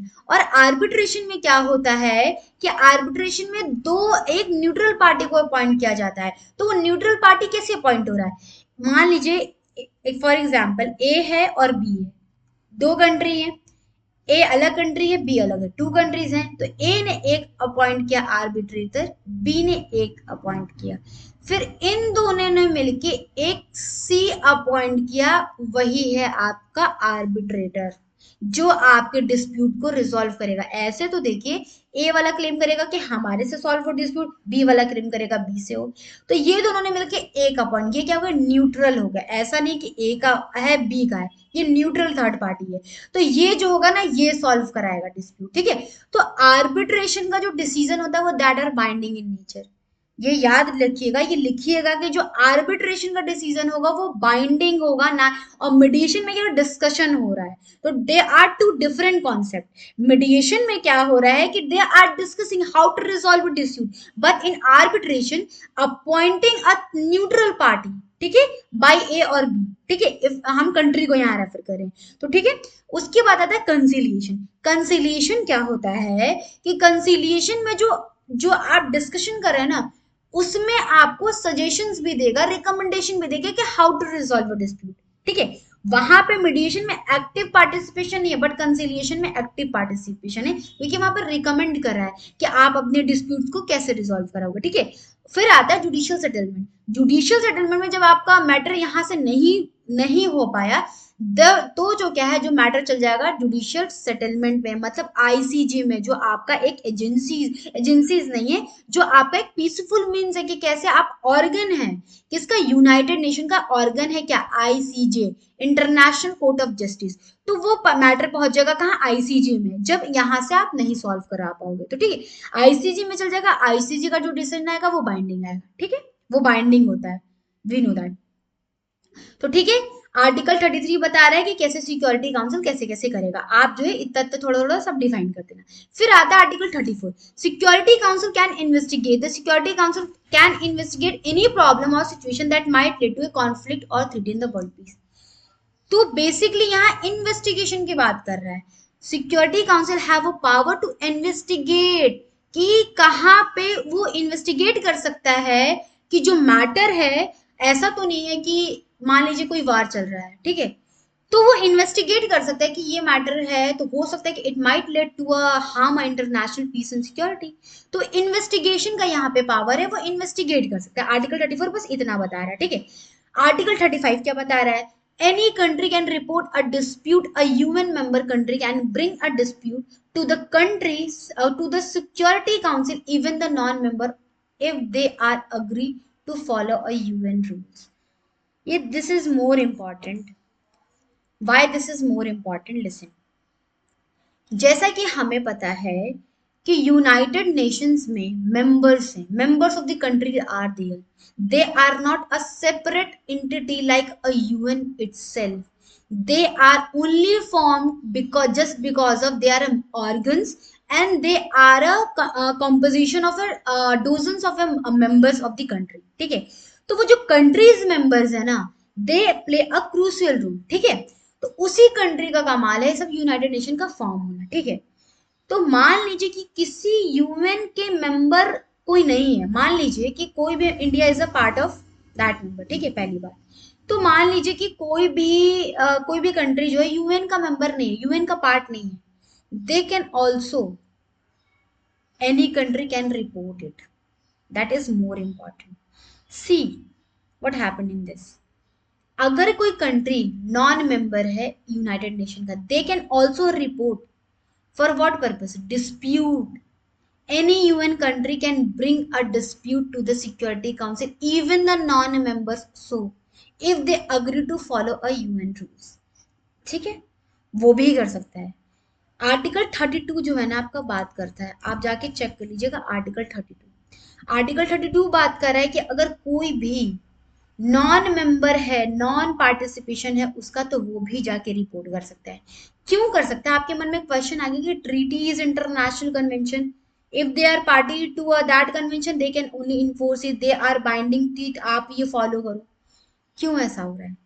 Reason क्या है कि जो मेन पर्पस है ना यूनाइटेड नेशन का, to maintain a international peace and security, वो यहाँ पे डिफीट हो जाएगा। अगर मान लीजिए कि कोई कंट्री है वो मेंबर नहीं है, और अगर वो मेंबर नहीं है, उसके पास पावर नहीं है, अगर ये आर्टिकल नहीं रहता तो उसके पास पावर नहीं रहता कि वो जाके रिपोर्ट करे। अगर मान लीजिए कि दो कंट्री की वार चल रही है और वो नहीं है पार्टी, और मान लीजिए कि उस वॉर से हो सकता है कि अनदर कंट्री इफेक्ट हो जाए जो कि पार्ट है उस यूएन मेंबर का, तो अगेन डिफीट हो जाता है। ये नहीं पर्पस, आपका काम है to maintain international peace and security in the whole world wide, ठीक है, आपका ये वो है, पर्पस है क्रिएट करने का। तो अगर आप इस आर्टिकल ऐसा नहीं इंसर्ट करते हो जिसमें नॉन मेंबर को राइट ही नहीं है कि वो रिपोर्ट करे, तो फिर तो पर्पस ही डिफीट हो जाएगा, क्योंकि यहाँ पे इंटरनेशनली बात हो रही है, इंटरनेशनल पीस एंड सिक्योरिटी की बात हो रही है, इसीलिए यूएन के चार्टर में ऐसा लिखा है कि non member they can also report it. Okay, फिर आता है आर्टिकल 36। आर्टिकल 36 में क्या है? Council can suggest a solution at any point, the security Council can suggest how the dispute might be solve peacefully. Security council जो है वो आपको डिस्प्यूट को सॉल्व कराने के लिए कोई भी सजेशन दे सकती है, कोई भी रिकमेंडेशन दे सकती है, it's up to this. Okay, फिर आता है article 37। Go to the council if the peacefully efforts fail, if the countries can't solve the problem by themselves, they must take a issue to the security council। अगर मान लीजिए कि अगर कोई country जो है वो फेल हो गई अपने डिस्प्यूट को सॉल्व कराने में, तो क्या करेगी? वो सिक्योरिटी काउंसिल के पास जाएगी पीसफुल एफर्ट्स के लिए, ठीक है, वो काउंसिल के पास ही जाएगी, ठीक है। उसके बाद आता है article 38। Council can recommend the terms of a settlement. The Security Council can offer idea terms to settle a dispute even if the country involved don't ask for it। ठीक है, ये क्या है कि काउंसिल, अगेन वही articles repetition है कि council जो है रिकमेंड करेगी पीस, कौन से टर्म से सेटलमेंट होगा, ठीक है, ये सब किस पे? सिक्योरिटी काउंसिल के ऊपर है, ठीक है। उसके बाद ये सारा किस पे है? सिक्योरिटी काउंसिल पे। तो ये आपका खत्म हुआ पीसफुल सेटलमेंट। आप पीसफुल सेटलमेंट को आर्टिकल 33 से लेकर 38 तक लिख सकते हो, ठीक है। यूएन पीस कीपिंग के बारे में, यूएन पीस कीपिंग कैसे, मतलब पीस कीपिंग का मतलब ही है कि कैसे पीस जो है रखे इन इंटरनेशनल एरेना, ठीक है। तो देखा जाए कि मैंने पिछले वीडियो में बताया था कि यूनाइटेड नेशन कैसे पीसफुली मैटर को रिजॉल्व करना चाहता है। बहुत सारे मेथड्स है, जैसे कि आर्बिट्रेशन, कंसिलिएशन, मेडिएशन, जुडिशियल सेटलमेंट के थ्रू ये पीस कीपिंग कराता है, ठीक है। अगर मान लीजिए कि उनके थ्रू रिजॉल्व नहीं होता है, फिर वो इन्फोर्समेंट एक्शन भी लेता है, जिसे कि मिलिट्री फोर्सेस यूज करती हैं, ठीक है, सैंक्शंस भी दे सकता है, पेनाल्टीज भी लगा सकता है। तो यूएन का ये मेथड है कि कैसे ये रिजॉल्व जो डिस्प्यूट अराइज हुई है within the international arena, how the dispute can be resolve. तो एक और उसके पास मेथड्स है, यूएन पीस कीपिंग मेथड। तो यूएन जो है peace keeping helps a country transition from conflict to peace, मतलब कि एक ट्रांजिशन है कि कॉन्फ्लिक्ट टू पीस हम कैसे आए। कॉन्फ्लिक्ट हो रहा है, कॉन्फ्लिक्ट अराइज हो चुका है कंट्रीज में, और उसको हम कैसे पीस में कन्वर्ट करें, कैसे इसको ट्रांजिशन ले, तो उसको कहते हैं पीस कीपिंग मेथड, ठीक है। It involves a military personnel, police, civilian staff and working together. ये जो कैसे करेगा? पर्सनल्स के थ्रू करेगा, ये पुलिस के थ्रू करेगा, सिविलियंस के थ्रू करेगा, स्टाफ्स के थ्रू करेगा, मिलिट्री के थ्रू करेगा। ये किससे करेगा?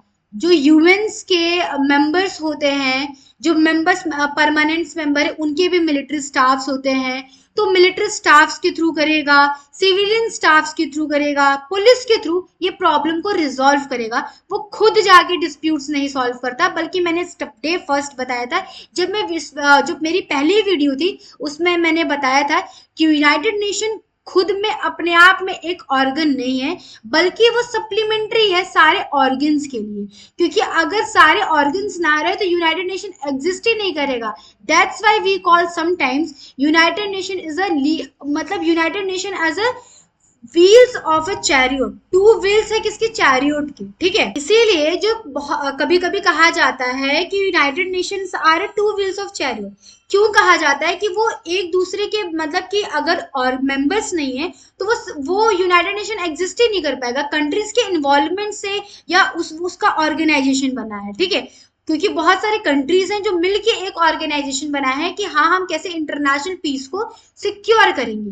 तो इसी तरह क्या है कि सिविलियन स्टाफ जो होते हैं, पर्सनल्स होते हैं, पुलिस होते हैं, उसके वजह से जो है यूएन जो है पीस कीपिंग ऑपरेशन या मेथड को प्रमोट ही कर पाएगा। For what purpose, to maintain a international peace and security, support a political progress, protect civilians, promote human right and law. Human right भी होता है ना, क्योंकि लॉ, क्योंकि हर एक कंट्री का राइट होता है और एक लॉ भी होता है। जो कंट्री रहते हैं एक कंट्री में, उसके उस कंट्री का लॉ होता है, कुछ राइट्स होते हैं, उस राइट को वॉयलेट होगा तो जाहिर सी बात है ह्यूमन राइट का वॉयलेशन होगा। तो कंट्रीज में क्या है, बहुत सारे कंट्रीज में इंडिविजुअल्स है, उनके कुछ राइट्स हैं और लॉ भी है उस कंट्री के। अगर मान लीजिए कि उस कंट्री में वॉर चल रहा है जिससे जो पर्सन की डेथ हो रही है तो उनकी ह्यूमन राइट भी वायलेट होगी, लॉ एंड ऑर्डर भी उस कंट्री का जो है डिस्ट्रॉय होगा। इसीलिए यूएस पीस कीपिंग क्या करती है, पीस कीपिंग ऑपरेशंस करती है, जिससे कि इंटरनेशनल पीस एंड सिक्योरिटी रहे, उस कंट्री का ह्यूमन राइट और लॉ भी जो है मेंटेन रहे। उसके बाद आता है कि आखिर ये लीगल बेसिस क्या है उसका पीस कीपिंग ऑपरेशन का। It is not directly mention in a UN charter but it is based on the chapter 6 of a pacific settlement of dispute and 6 में है, 7 में है, 8 में है, ठीक है। तो अगर आता है क्वेश्चन कि पीस कीपिंग ऑपरेशन पे, तो आप पहले पीस कीपिंग को डिफाइन करोगे कि पीस कीपिंग का मतलब क्या है। पीस कीपिंग, यूनाइटेड नेशन कैसे पीस रख रहा है एट द इंटरनेशनल अरेना, ठीक है। आप पहले ये डिफाइन करोगे, फिर बताओगे कि इसका लीगैलिटी क्या है, लीगल बेसिस क्या है। तो आपका चैप्टर 6 में, 7 में, 8 में। और हाँ, it is not directly mention in any act, whether it is charter, United nation charter और एनी अदर एक्ट। ये इनडायरेक्टली डायरेक्टली कहीं डिफाइन नहीं किया, बल्कि इसको हम कहाँ से रेफर्ड करते हैं, चैप्टर 6 से, 7, 8 से ऑफ व्हाट, यूएन चार्टर से, ठीक है। तो देखा जाए कि लीगैलिटी क्या है। जब लीगैलिटी आएगा तो लीगैलिटी इसका कहाँ से है, 6 में है, 7 में है, 8 में है, जो लीगैलिटी की बात कर रहा है, ठीक है। तो चलिए हम उस लीगैलिटी को देखते हैं, ठीक है। तो चैप्टर 6 जो है आपका बात कर रहा है pacific settlement of dispute, article 33 to 38। मैंने बताया था पैसिफिक सेट, अगर आप पिछली वीडियो नहीं देखे तो उसमें जाके देख के आइए। मैंने पैसिफिक सेटलमेंट का बहुत ब्रीफ डिस्कस की हूँ कि पैसिफिक सेटलमेंट कैसे करती है। पैसिफिक का मतलब क्या है, म्यूचुअली एग्री कैसे होता है, कैसे विदाउट कोई वो वॉर का सिचुएशन को क्रिएट किए एक पैसिफिक सेटलमेंट करा देती है यूएन। तो बहुत सारे सेटलमेंट के प्रोसेस दिए गए हैं, आर्बिट्रेशन, मीडिएशन, कंसिलिएशन। आर्बिट्रेशन में मैंने बताया था कि उसकी डिसीजन जो होती है वो बाइंडिंग होती है। मीडिएशन में क्या होता है कि डिस्कशंस होते हैं, केवल दोनों पार्टीज के बीच में डिस्कशंस हो रहे हैं कि हम अपने डिस्प्यूट को कैसे सॉल्व करें, ठीक है। उसके बाद आता है कंसिलिएशन। कंसिलिएशन में क्या है कि कंसिलिएशन में आप क्या करते हैं कि जो डिस्कशन करते हैं तो उसमें क्या होता है कि एक हम सुझाव भी देते हैं, एक एब्जॉर्ब दे देते हैं और एक डिस्कशन पे आते हैं कि हम कैसे अपने डिस्प्यूट्स को हटाएं, ठीक है। तो arbitration, mediation, conciliation, they are a pacific settlement of a dispute, कि हम कैसे इस डिस्प्यूट्स को सेटल करें, ये एक प्रोसेस है, ठीक है। एडीआर का एक प्रोसेस, जब आप एडीआर पढ़े होंगे तो उसमें था कि अल्टरनेट डिस्प्यूट ऑफ रेजोल्यूशन। अडीआर का मतलब क्या है, अल्टरनेट डिस्प्यूट ऑफ रेजोल्यूशन का क्या मतलब है कि we are not try to reach a court, we have to take some, we have to opt some alternative instead of a court, ठीक है। तो एडीआर वो मैकेनिज्म है जिसमें हम आर्बिट्रेशन, कॉन्सिलिएशन और मीडिएशन को अप्रोच करते हैं। इसी तरह पैसिफिक सेटलमेंट जब करती है यूएन तो इन तीनों अप्रोच को रखती है, आर्बिट्रेशन को, मीडिएशन को, कंसिलिएशन को और जुडिशियल सेटलमेंट को। मैंने मीडिएशन बताया, ये क्या होता है, डिस्कशंस होता है between the disputed party, they agree to how to resolve a dispute. In arbitration the neutral third party appointed by the itself the party. मैंने बताया था कि ए और बी अगर दोनों में डिस्प्यूट्स हो तो ए एक अपॉइंट करेगा, बी एक अपॉइंट करेगा आर्बिटर, फिर ए और बी मिलके एक तीसरा अपॉइंट करेंगे, that is called a neutral third party, and they decide the dispute और resolve a dispute, and his decisions और his judgement are very binding in nature to both of the parties और the parties of the dispute, ठीक है, वो binding होगा। उसके बाद क्या आता है, मेडिएशन कंसिलिएशन आता है। कंसिलिएशन में अगेन कंसिलिएशन एक प्रोसेस है रिजॉल्व करने का डिस्प्यूट, जिसमें डिस्कशंस भी देता है कंसिलेटरी और उसको मानना भी होता है, ठीक है। उसमें एक्टिव पार्टिसिपेशन नहीं होता है मेडिएशन में। मेडिएशन में क्या होता है कि वो डिस्कशंस होता है दोनों पार्टी में, लेकिन उस कंसिलिएशन में क्या, उस डिस्कशन में जो है आपको एक सजेशंस भी प्रोवाइड होती है, ठीक है। उसके बाद जुडिशियल सेटलमेंट क्या है, जुडिशियल सेटलमेंट में क्या है आपको कि जो आपका जब मैटर सॉल्व नहीं होगा इन तीनों से, तो आप चले जाओगे आईसीजे के पास। तो आईसीजे क्या है, again International Court of Justice, where the disputed party reach to approach a court how to resolve a dispute, then the जजेस can decide on the merits of the cases, ठीक है। Merit of the cases पे subject matter को देखते हुए जो court है decide कर देगी केस को, और दो वो बाइंडिंग होगी दोनों पार्टीज पे और द पार्टीज ऑफ डिस्प्यूट, ठीक है। तो ये आपका स्पेसिफिक सेटलमेंट ऑफ डिस्प्यूट है। जो लीगैलिटी है वो कहाँ से, आर्टिकल 33 टू 38 में, ठीक है, आप ये लिख सकते हो। उसके बाद आता है example, UNMOGIP, United Nations military observer group in India and Pakistan. आपको पता है कि जब पाकिस्तान और इंडिया की वॉर हुई थी, क्यों हो रही थी, जम्मू एंड कश्मीर पे, ठीक है। एक अच्छा, वॉर पता है क्यों होता है, वॉर इसलिए होता है टेरिटरी के लिए होता है, डोमिनेशन के लिए होता है। इसी तरह ये युद्ध क्यों हुआ था और इंडिया और पाकिस्तान में, टेरिटरी के लिए। India and Pakistan both are claim for the same property Jammu and Kashmir, तो इनके बीच में एक वॉर हुआ था। तो यूनाइटेड नेशन ने क्या किया था, एक ऑपरेशन चलाया था, एक ऑब्जर्वर किया था इस ऑर्गेनाइजेशन के through, United nation military observer. इसमें क्या हुआ था कि इन दोनों को पैसिफिक सेटलमेंट कैसे कराया था, ऑब्जर्व कराया था, ऑब्जर्वेंस रखा था कि क्या क्या सिचुएशन है क्या, और फिर क्या हुआ था, सीज फायर हुआ था to monitor and cease fire in Jammu and Kashmir. Cease fire क्या होता है, सीज फायर एक एक कह सकते हैं, सीज फायर एक अग्रीमेंट होता है to pause that war war. एक अग्रीमेंट या एक म्यूचुअल वो होता है कि हम इस वॉर को खत्म करें, ठीक है, इसको सीज फायर कहते हैं। तो जम्मू एंड कश्मीर में ये कौन कराया था, यूएन कराया था, आप लिख सकते हो, ठीक है, इसको एग्जाम्पल के लिए। फिर आता है चैप्टर 7। चैप्टर 7 में action with respect to a threat and article 19, security council determines a threat and the aggression. जो अगर मान लीजिए कि action with respect to the threat of a dispute, तो 39 क्या कहता है कि जो काउंसिल डिटरमाइन करेगी थ्रेट और पीस और एग्रेशन को, तो क्या करेगी, एक इन्वेस्टिगेशन करा सकती है कि अगर उसको लगता है कि थ्रेट है इंटरनेशनल पीस एंड सिक्योरिटी को, तो वो क्या करेगी, they can investigate itself, security council कर सकती है। फिर आर्टिकल 41 आता है, impose a section without use of force. Article 41 क्या है कि इम्पोज कर सकती है सेक्शन। सेक्शंस क्या होता है, पेनाल्टीज होती है, रिस्ट्रिक्शन होता है।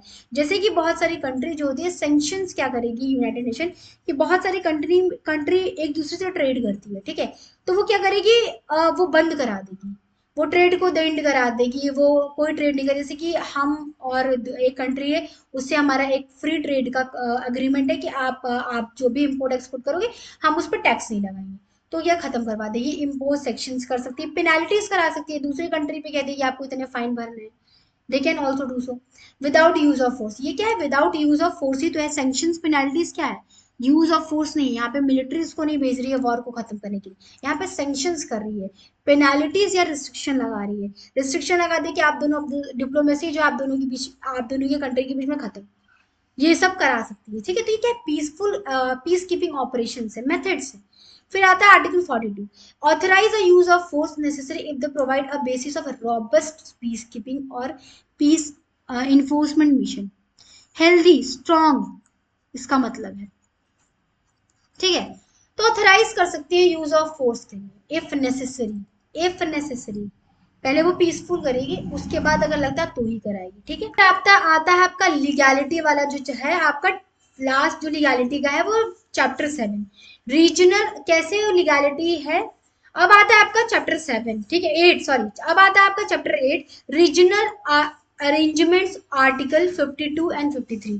इसमें रीजनल अरेंजमेंट का क्या मतलब है कि किसी एरिया में अरेंजमेंट्स करना, किसका, मिलिट्री वेपन्स का डेवलपमेंट करना, वेपन्स को देना किसी एरिया में या किसी रीजन्स में प्रोवाइड करना, ताकि जो है वॉर को या पीस को बरकरार रखा जाए, इसलिए। तो क्या करेगी, यूएन कराएगी। पीस कीपिंग एक मेथड है, पीस कीपिंग का ही ये मेथड है कि जो यूएन है रीजनल अरेंजमेंट कराएगी, किसी रीजन्स में अरेंजमेंट कराएगी, किसकी, आर्टिकल्स, जैसे कि किसी वेपन्स ऑफ आर्टिकल्स की, ठीक है। तो आपका आता है लास्ट चैप्टर 8, ठीक है, रीजनल अरेंजमेंट्स। मतलब मान लीजिए कि किसी रीजन में अरेंज कराना, अगर सिविलियंस का या किसी ट्रूप्स का या वेपन्स का, किसी चीज का करा सकती, अरेंजमेंट करा सकती, उसके वॉर के सिचुएशंस को रोक के या उसके डिस्प्यूट को सिचुएशन को रोकने के लिए पीस कीपिंग का ये मेथड है कि जो किसी रीजन में वो अरेंजमेंट कर रही है, ठीक है। हो सकता है कि वहां पे वेपन्स की जरूरत पड़े या ट्रूप्स की जरूरत पड़े, किसी चीज की जरूरत पड़ सकती है, तो उस रीजन में अरेंजमेंट करा रही है। क्यों करा रही है? कि to maintaining a peace and security, ठीक है।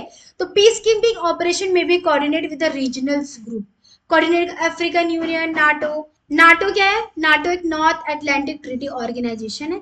ये मिलिट्री एक तरह का अलायंस है, ठीक है, जिसमें डिफेंस सिक्योरिटी पर्पस करता है, जो इसके मेंबर्स है उनको करता है ये, ठीक है। एक मिलिट्री अलायंस है जिसमें कलेक्टिव सिक्योरिटी देता है उस मेंबर्स को कोई भी डिफेंस के लिए, ठीक है। तो इसमें अब तक कौन से मेंबर? 30 मेंबर्स है, डेनमार्क है, इटली है, फ्रांस है, बहुत सारे इसमें कंट्रीज है, ठीक है, मेंबर्स है। तो नॉर्थ अटलांटिक ट्रीटी ऑर्गेनाइजेशन, ठीक है, ये क्रिएट किया गया था। इसमें मिलिट्री अलायंस है सिक्योरिटी देने के लिए, डिफेंस के लिए, अगर कोई भी सिचुएशन ऐसी अराइज होती है। ये कलेक्टिव सिक्योरिटी की बात करता है, अगर एक दूसरे पे वार होता है तो ये एक उसको कलेक्टिव सिक्योरिटी देंगे ये सारे मेंबर्स, ठीक है। तो ये जैसे एग्जांपल है African union, UN hybrid operation चलाया था इन डारफर में, ठीक है। कहेंगे enforcement action, enforcement action of a united nation, ठीक है। तो इन्फोर्समेंट एक्शन का मतलब क्या होता है? सबसे पहले ये जानना बहुत जरूरी है। इन्फोर्समेंट एक्शन का ये मतलब है कि कैसे यूनाइटेड नेशन अपने रूल्स और रेगुलेशंस को या कंप्लायंस कैसे कराती है या कैसे इन्फोर्स कराती है। जैसे कि मैंने पिछली वीडियो में पढ़ाया था कि अगर कोई भी डिस्प्यूट्स अराइज होती है इंटरनेशनली किसी दो कंट्री के बीच में, तो पहले यूनाइटेड नेशन पीसफुली उस मैटर को सॉल्व कराने की कोशिश करेगी। बहुत सारे मैंने प्रोसेस बताए थे, mediation, arbitration, conciliation, judicial settlement. अगर आप उस वीडियो को नहीं देखे हैं तो प्लीज जाके देख के आइए, तो आपको ये वाली वीडियो और अच्छे से समझ में आएगी, ठीक है। तो अगर मान लीजिए कोई डिस्प्यूट्स हैं, डिस्प्यूट्स को रिजॉल्व नहीं हुआ, डिस्प्यूट रिजॉल्व तब भी नहीं हुआ, वार का वार सिचुएशन चले आ रहा है। अगर मान लीजिए कि मीडिएशन हुआ, आर्बिट्रेशन हो गया और आर्बिट्रेशन का डिसीजन फाइनल होता है, आईसीजे का डिसीजन बाइंडिंग्स होती है, तो अगर वो नहीं हुआ तो कैसे यूनाइटेड नेशन अपने डिसीजंस को कैसे इन्फोर्स कराएगी, उसी को कहते हैं इन्फोर्समेंट एक्शन। इन्फोर्समेंट कराने के लिए वो क्या क्या एक्शन लेगी, ठीक है, यही होता है इन्फोर्समेंट का action. Enforcement action, enforcement action आपका यूएन चार्टर में कहा? चैप्टर 7 में दिया है, आर्टिकल 39 to 47, ठीक है। अब हम समरी के रूप में देखते हैं कि कैसे कैसे करा सकती है। जो आर्टिकल आपका 39 है वो बात करता है determination of a threat, the security council decide if there is a threat to peace, a breach of a peace, and an act of aggression. They can recommend or decide a measure to restore a peace, including section military action, ठीक है।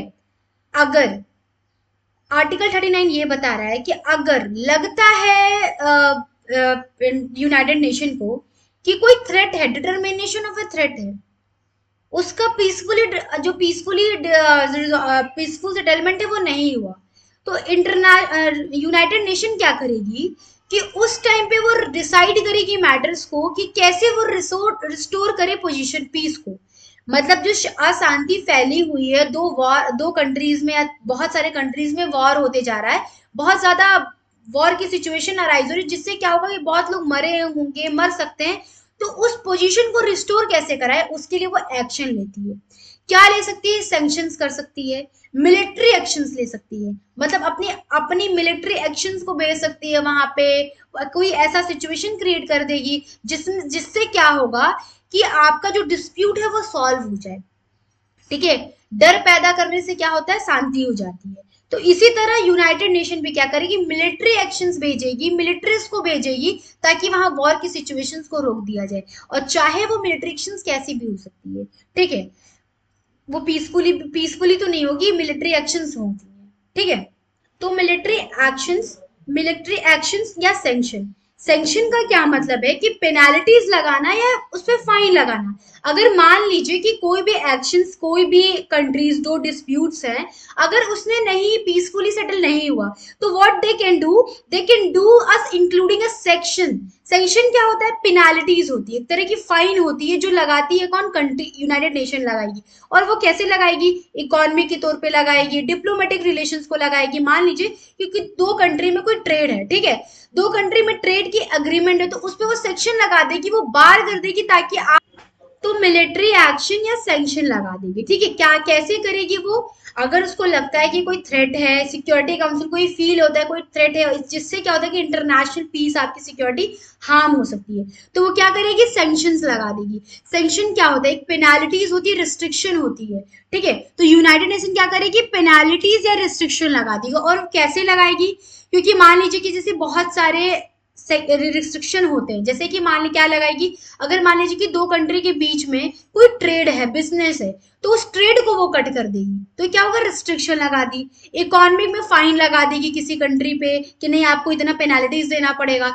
बहुत सारे diplomatic relations होते हैं एक दूसरे की country के, तो वो कट डाउन कर देगी। तो ये क्या हुआ? सैंक्शन ही तो हुआ। वो सैंक्शंस लगा रही है, रिस्ट्रिक्शन लगा रही है, फाइन लगा रही है। तो ये ऐसा भी कर सकते हैं यूनाइटेड नेशंस। ठीक है, उसके बाद मिलिट्री एक्शन। मिलिट्री एक्शन का भी यूज कर सकती है वो। फोर्स अप मिलिट्री एक्शन को सेंड कर देगी जिस कंट्री में डिस्प्यूट है, और वो क्या करेगा? फोर्स, किसी भी फोर्स की तरह वो डिस्प्यूट को सॉल्व कराएगा। और वो क्यों कराएगा? ऐसा क्यों करे? इतना हार्ड रूल क्यों लगा रही है? Because the primary purpose of the international organization that is united nation to maintain international peace and security, that's why. ठीक है, उसके बाद आता है आर्टिकल 40। आर्टिकल 40 क्या कह रहा है? Provisional measures before taking an enforcement action, the council में ask the country to take a temporary steps to avoid the worsening the situation.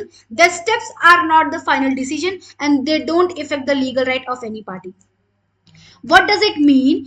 If the United Nations taking an actions like if sending the military troops or military action, they can use a force to prevent a dispute. Okay, उसके बाद अगर मान लीजिए कोई military troops भेजती है, actions कराती है, जिससे क्या होता है कि डिस्प्यूट रिजॉल्व हो जाएगा।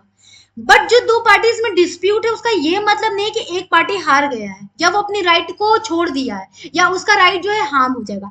वो टेम्परेरी एक रिलीफ है ताकि डिस्प्यूट को सॉल्व हो सके, क्योंकि इस डिस्प्यूट से मे भी हो सकता है कि वो इंटरनेशनल पीस एंड सिक्योरिटी को हार्म हो, इसलिए ऐसा कर रही है। और वो भी जो इन्फोर्समेंट एक्शन ले रही है, सैंक्शंस लगाना, मिलिट्री एक्शंस को करना, इसका ये मतलब नहीं है कि किसी अदर पार्टी का राइट का वायलेशन हुआ या अदर पार्टी हार गया। ठीक है, इसका मतलब ये है। उसके बाद आता है आर्टिकल 41।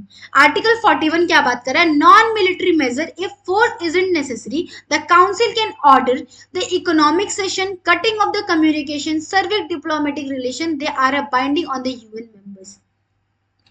ये वही बात किया जो मैंने बताई थी कि सैंक्शंस लगाना। ठीक है, सैंक्शंस क्या है? अगेन पेनाल्टी या रिस्ट्रिक्शन है यूएन के तरफ से किसी कंट्री को, जैसे कि वो पेनाल्टीज लगा लेगी। इकोनॉमिक सेक्शंस, मान लीजिए कि बहुत सारे जो कंट्रीज होते हैं वो अपने में एक एग्रीमेंट करते हैं कि आपको हम ये देंगे, आप इस पे फ्री ट्रेड है, आप फ्री ट्रेड हमारे तरफ से, आप उस पर कोई भी क्या कहते हैं टैक्स नहीं लगेगा। ठीक है, तो ये क्या है? इकोनॉमिक है। तो ऐसा क्या करेगा? वो पेनाल्टीज लगा लेगी कि आप ट्रेड ही नहीं कर पाओगे, कम्युनिकेशन ही कट कर देगा। मान लीजिए कि किसी कंट्री से बहुत ज्यादा कम्युनिकेशन डिपेंड है, जैसे कि बहुत सारी कंट्री पे हम लोग भी डिपेंड है कुछ कुछ रिसोर्सेज के लिए, तो वो अगर कटिंग ऑफ कर देगी, ये भी कर सकती है। बहुत सारी चीजों के लिए हम डिपेंड है किसी अदर कंट्री पे। अगर हमारे किसी कंट्री से वॉर सिचुएशन आ रहा है तो यूएन ऐसा कर सकती है। सर्विंग द डिप्लोमेटिक रिलेशन, बहुत जैसे यूएस के साथ हमारा डिप्लोमेटिक रिलेशन बहुत अच्छा है, वो भी कट डाउन कर सकती है। तो जो क्या है ना कि नॉन मिलिट्री मेजर्स भी, ये क्या है जो आर्टिकल 41 है, ये आपका नॉन मिलिट्री मेजर्स है जो यूएन के तरफ से। ठीक है, उसके बाद आता है आर्टिकल 42। आर्टिकल 42 क्या बात करता है? Use of force if the non military actions fail, the council may authorize a military air, seas or land force to restore a peace and security. आपने ये देखा कैसे वो सैंक्शंस लगाए। अब आर्टिकल 42 के तहत वो क्या करेगी? नॉन मिलिट्री एक्शंस भी अगर उसका फेल हो गया तो वो क्या करेगी? पहले तो उसने मिलिट्री मेजर लिया, फिर नॉन मिलिट्री मेजर। अगर मान लीजिए कि नॉन मिलिट्री जो मेजर्स है वो फेल हो गए, तब वो क्या करेगी, council authorise a military action air sea land forces to restore a peace and security. Air कैसे वो करेगी, सी, बहुत ज्यादा आजकल न्यूज में आप देख रहे एयर स्ट्राइक, तो वो ये भी कर सकती है, ठीक है, यूज कर सकती है फोर्स। सी क्या करेगी, नेवल ब्लॉकेट्स कर देगी। नेवल मतलब वही जो नेवी होते हैं, वो जो सीज के थ्रू हमारा ट्रांसपोर्ट होता है सामान, उसको कहते हैं वो ब्लॉक कर देगी, ताकि सामान का एक्सपोर्ट और इम्पोर्ट हो ही नहीं पाएगा। तो वो ये भी कर सकती है, ठीक है। तो नॉन मिलिट्री अगर फेल्स हो गया तो दे कैन डू ऑल्सो थी, ठीक है, ये कर सकती है।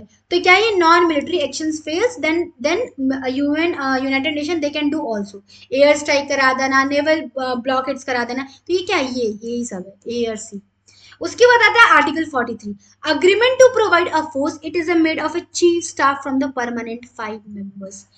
वो क्या करेगी, जो 5 परमानेंट मेंबर्स है, जैसे कि आपके 5 परमानेंट मेंबर्स है किसमें, सिक्योरिटी काउंसिल्स में मेंबर्स है, क्या है, फ्रांस है, यूके है, यूएस है, ये सब क्या परमानेंट मेंबर्स है उस कंट्री सिक्योरिटी काउंसिल में। तो उनके जो मिलिट्री चीफ फोर्सेस होंगे ना, वो भी प्रोवाइड कर सकती है, अगर जहां पे डिस्प्यूट है वो वहां पे भेज सकती है, ठीक है, उनके जो मिलिट्री, उनके जो चीफ्स हैं, स्टाफ्स हैं, ठीक है। उसके बाद आता है आर्टिकल 44। आर्टिकल 44 क्या करता है, participation in decision before using force, the country asks to send a troops can participate in the decisions about the use of those troops. UN जो है इस कंट्री को ट्रूप्स भेज दिया, you have to decided how you can use this troops. आप ऐसा नहीं है कि ट्रूप्स आपको प्रोवाइड कर दिया और आपने ट्रूप्स को मिसयूज कर रहे हो, आप ऐसा नहीं कर सकते। आप उसको डिसीजन, यूएन यूनाइटेड नेशन के सामने आप डिसीजन रखोगे कि आप इस ट्रूप्स को कैसे यूज करोगे, ये डिसीजन है बिफोर किस पे, यूनाइटेड नेशन के साथ, ये बिफोर याद कीजिएगा कि आप पहले डिसीजन लोगे कि आप जो है ट्रूप्स को कैसे यूज कर रहे हो, ठीक है। उसके बाद आता है article 45, rapid deployment members must have ready to air force unit from the quick mission if needed. ये बहुत इंपॉर्टेंट है, यूनाइटेड नेशन का ये बहुत बड़ा इंपॉर्टेंट रोल है। क्यों है मैं बताती हूँ। कोई ऐसी सिचुएशन अराइज हो गई जहां पे हमें क्विक चाहिए मिलिट्री फोर्सेस, हमें हमें क्विक आर्मी या किसी की जरूरत है, कोई ऐसा टेररिस्ट अटैक है, कुछ भी डिजास्टर है, कुछ भी ऐसा है जिसमें हमें लगता है कि हमें बहुत जल्दी हमें ट्रूप्स की जरूरत है, उस कंडीशंस पे आर्टिकल 45 आपका बहुत इंपॉर्टेंट रोल प्ले कर रहा है। कि रैपिड डिप्लॉयमेंट का ये मतलब है यही, कि आप क्विकली, आपको अगर चाहिए तो आप कैसे जो है किसी भी यूनिट से, किसी भी ready to air force unit से आप मंगा सकते हो, बट किसी भी कंट्री से। तो ये जो है ना, आप ऐसा नहीं कि यूएन जो है ना, ये थोड़ा सा आपको वाइडर है, मैं बता रही हूँ, ये आपके चैटर में नहीं है, बट ये कि अगर आपको मान लीजिए कि कोई भी रैपिड आपको डिप्लॉयमेंट चाहिए, तो आपको क्या है ना, कि किस कंट्री से चाहिए और किस यूनिट से चाहिए, डिपेंड करेगा उस कंट्री की सिचुएशन से, उस कंट्री का क्या स्टेटस क्यों है, ठीक है। तो मान लीजिए कि हमें इंडिया से ट्रुप्स चाहिए, तो we have to take permission from earlier defence, our defence minister. कौन है डिफेंस मिनिस्टर, राजनाथ सिंह, ठीक है। तो उनसे हमें परमिशन मिलेगी, वो अप्रूव्ड करेंगे कि हम किस यूनिट से हम आपको प्रोवाइड करेंगे ट्रुप्स, ठीक है। ये बहुत इंपॉर्टेंट है, आप अपने एग्जाम्स में लिख सकते हो, बढ़ा बढ़ा के अच्छा लगेगा अगर आप अपने नॉलेज, पता है ना कि law never be studied in illusion, आपको कहीं ना कहीं रिलेट करना पड़ता है। तो अगर आप ये लिखोगे इस आर्टिकल के साथ, अगर अपना अपना इंटरप्रिटेशन दोगे, अपना आप नॉलेज लिखोगे कि कैसे हमारे कंट्री में, फॉर एग्जाम्पल अगर हमें चाहिए, तो हमारे राजनाथ सिंह जो है, जो हमारे डिफेंस मिनिस्टर, वो अप्रूव करेंगे कि हम किस यूनिट से हम अपने ट्रुप्स की, अगर कोई इमरजेंसी नीडेड है। तो यूएन जो है वो बताए, यूएन को अगर चाहिए इंडिया से, तो ठीक है। उसके बाद आता है article 46, military planning, the council plans a military action with the help of military staff committee. Military staff committee कहाँ है, जो परमानेंट मेंबर्स हैं हमारे, उनके जो जो मिलिट्री स्टाफ है, उनसे वो प्लानिंग करेंगे, ठीक है। उसके बाद आता है article 47, military staff committee, the committee advise and assist a security council, तो plans military uses disarmament and command of a force is made of a chief staff of a from permanent 5 members। जो आपके permanent 5 members है ना, वो उनका बहुत बड़ा role है।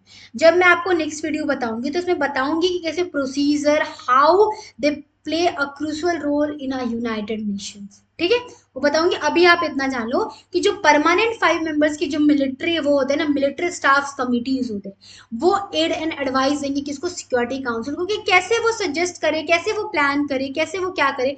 तो ये जो आपका आर्मानेंट है, ये जो आपका डिसआर्मामेंट है, ये दो टर्म्स होते हैं। पहली बात है कि जब आप पढ़े होगे पब्लिक एडमिनिस्ट्रेशन, तो आप उसमें समझ में आ रहा होगा कि डिसआर्मामेंट या आर्मामेंट क्या होता है, दो चीज होती है।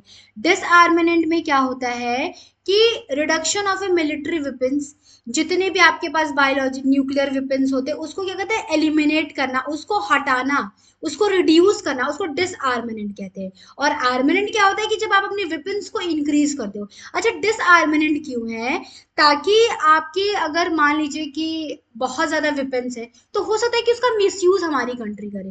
तो एक प्रोसेस है कि अपने जो वेपन्स है उसको आप रिड्यूस करो, क्योंकि कोई वॉर सिचुएशन होगा आप तुरंत उसको यूज करोगे, तो उसका हो सकता है कि बहुत बैड इम्पैक्ट पड़े।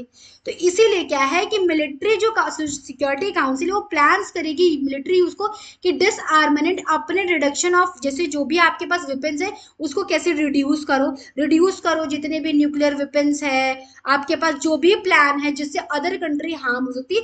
बेसिकली डिसआर्मामेंट का मतलब ये है कि अपने वेपन्स को, जितने भी न्यूक्लियर पावर है उसको आप रिड्यूस करो, रिडक्शन ऑफ द वेपन। ठीक है, और आर्मामेंट में इंक्रीज करना अपने वेपन्स को, अपने कंट्री की। ठीक है, तो वो कौन करेगा, मिलिट्री स्टाफ और committee of a permanent 5 members. तो ये आपका खत्म हुआ specialised agency of united nations. तो कुछ यूनाइटेड नेशन की स्पेशलाइज्ड एजेंसीज हैं जो कि स्पेशली उसी पर्पस के लिए वर्क करती है, ना कि और अदर वर्क के लिए।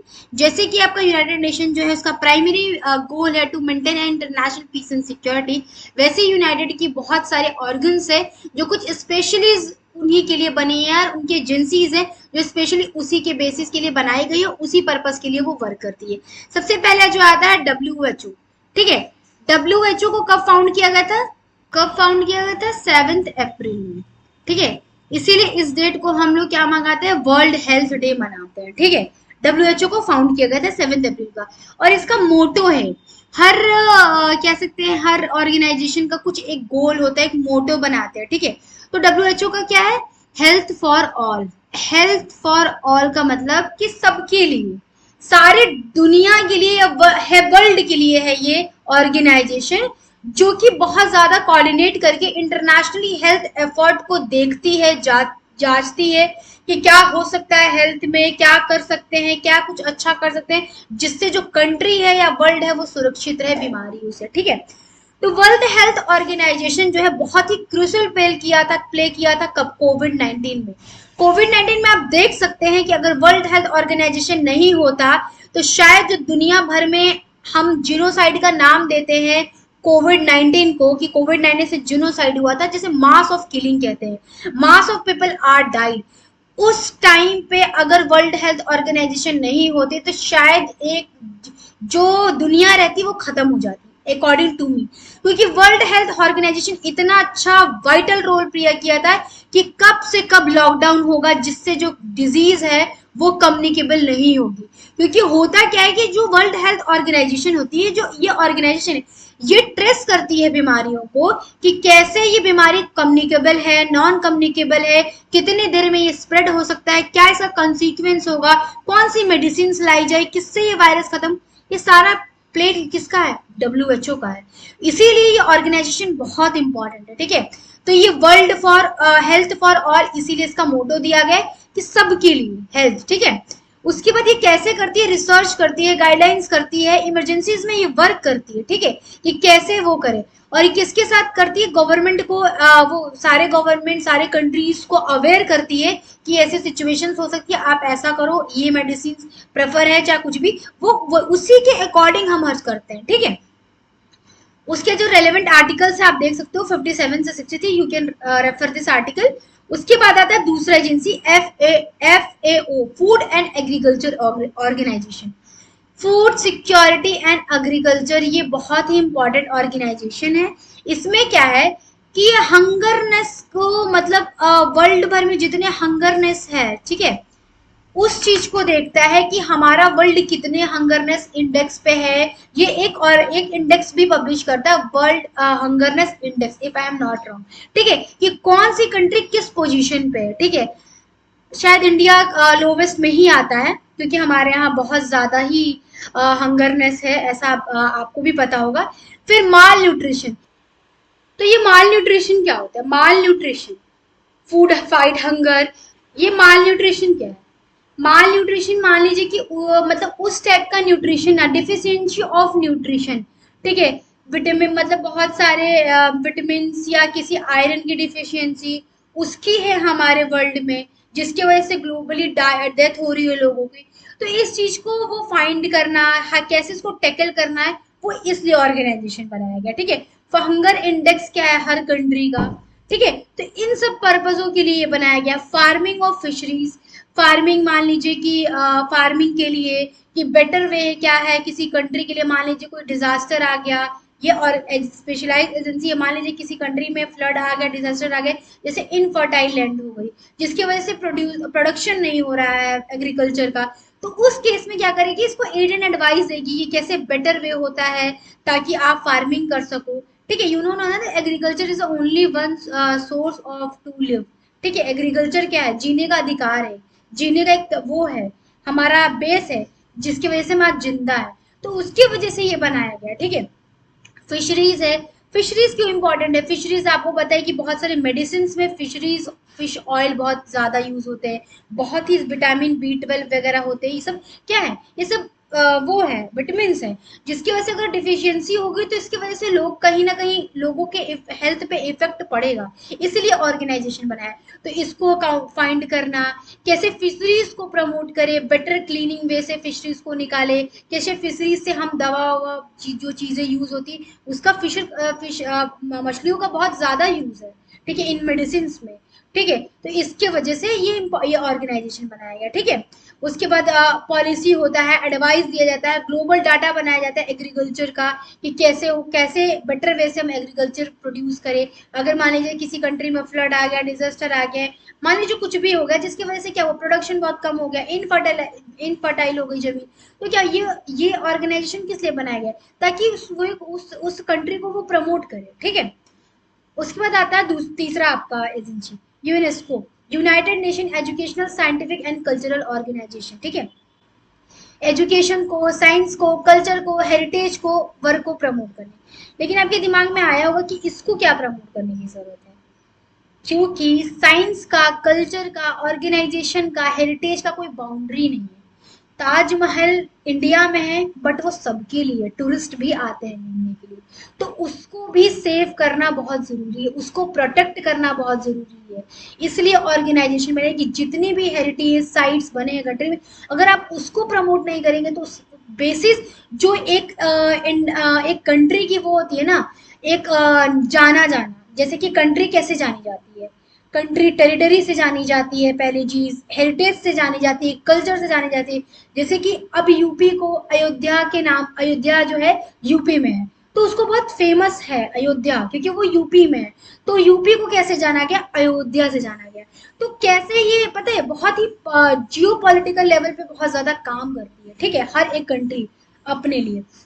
तो सोचिए कि अगर हम हेरिटेज को प्रोटेक्ट नहीं करेंगे, साइंस को प्रोटेक्ट नहीं करेंगे, तो जो कंट्री की इंडिविजुअलिटी है ना, वो खत्म हो जाएगी। तो इसको प्रमोट करना बहुत जरूरी, इसलिए ये ऑर्गेनाइजेशन है।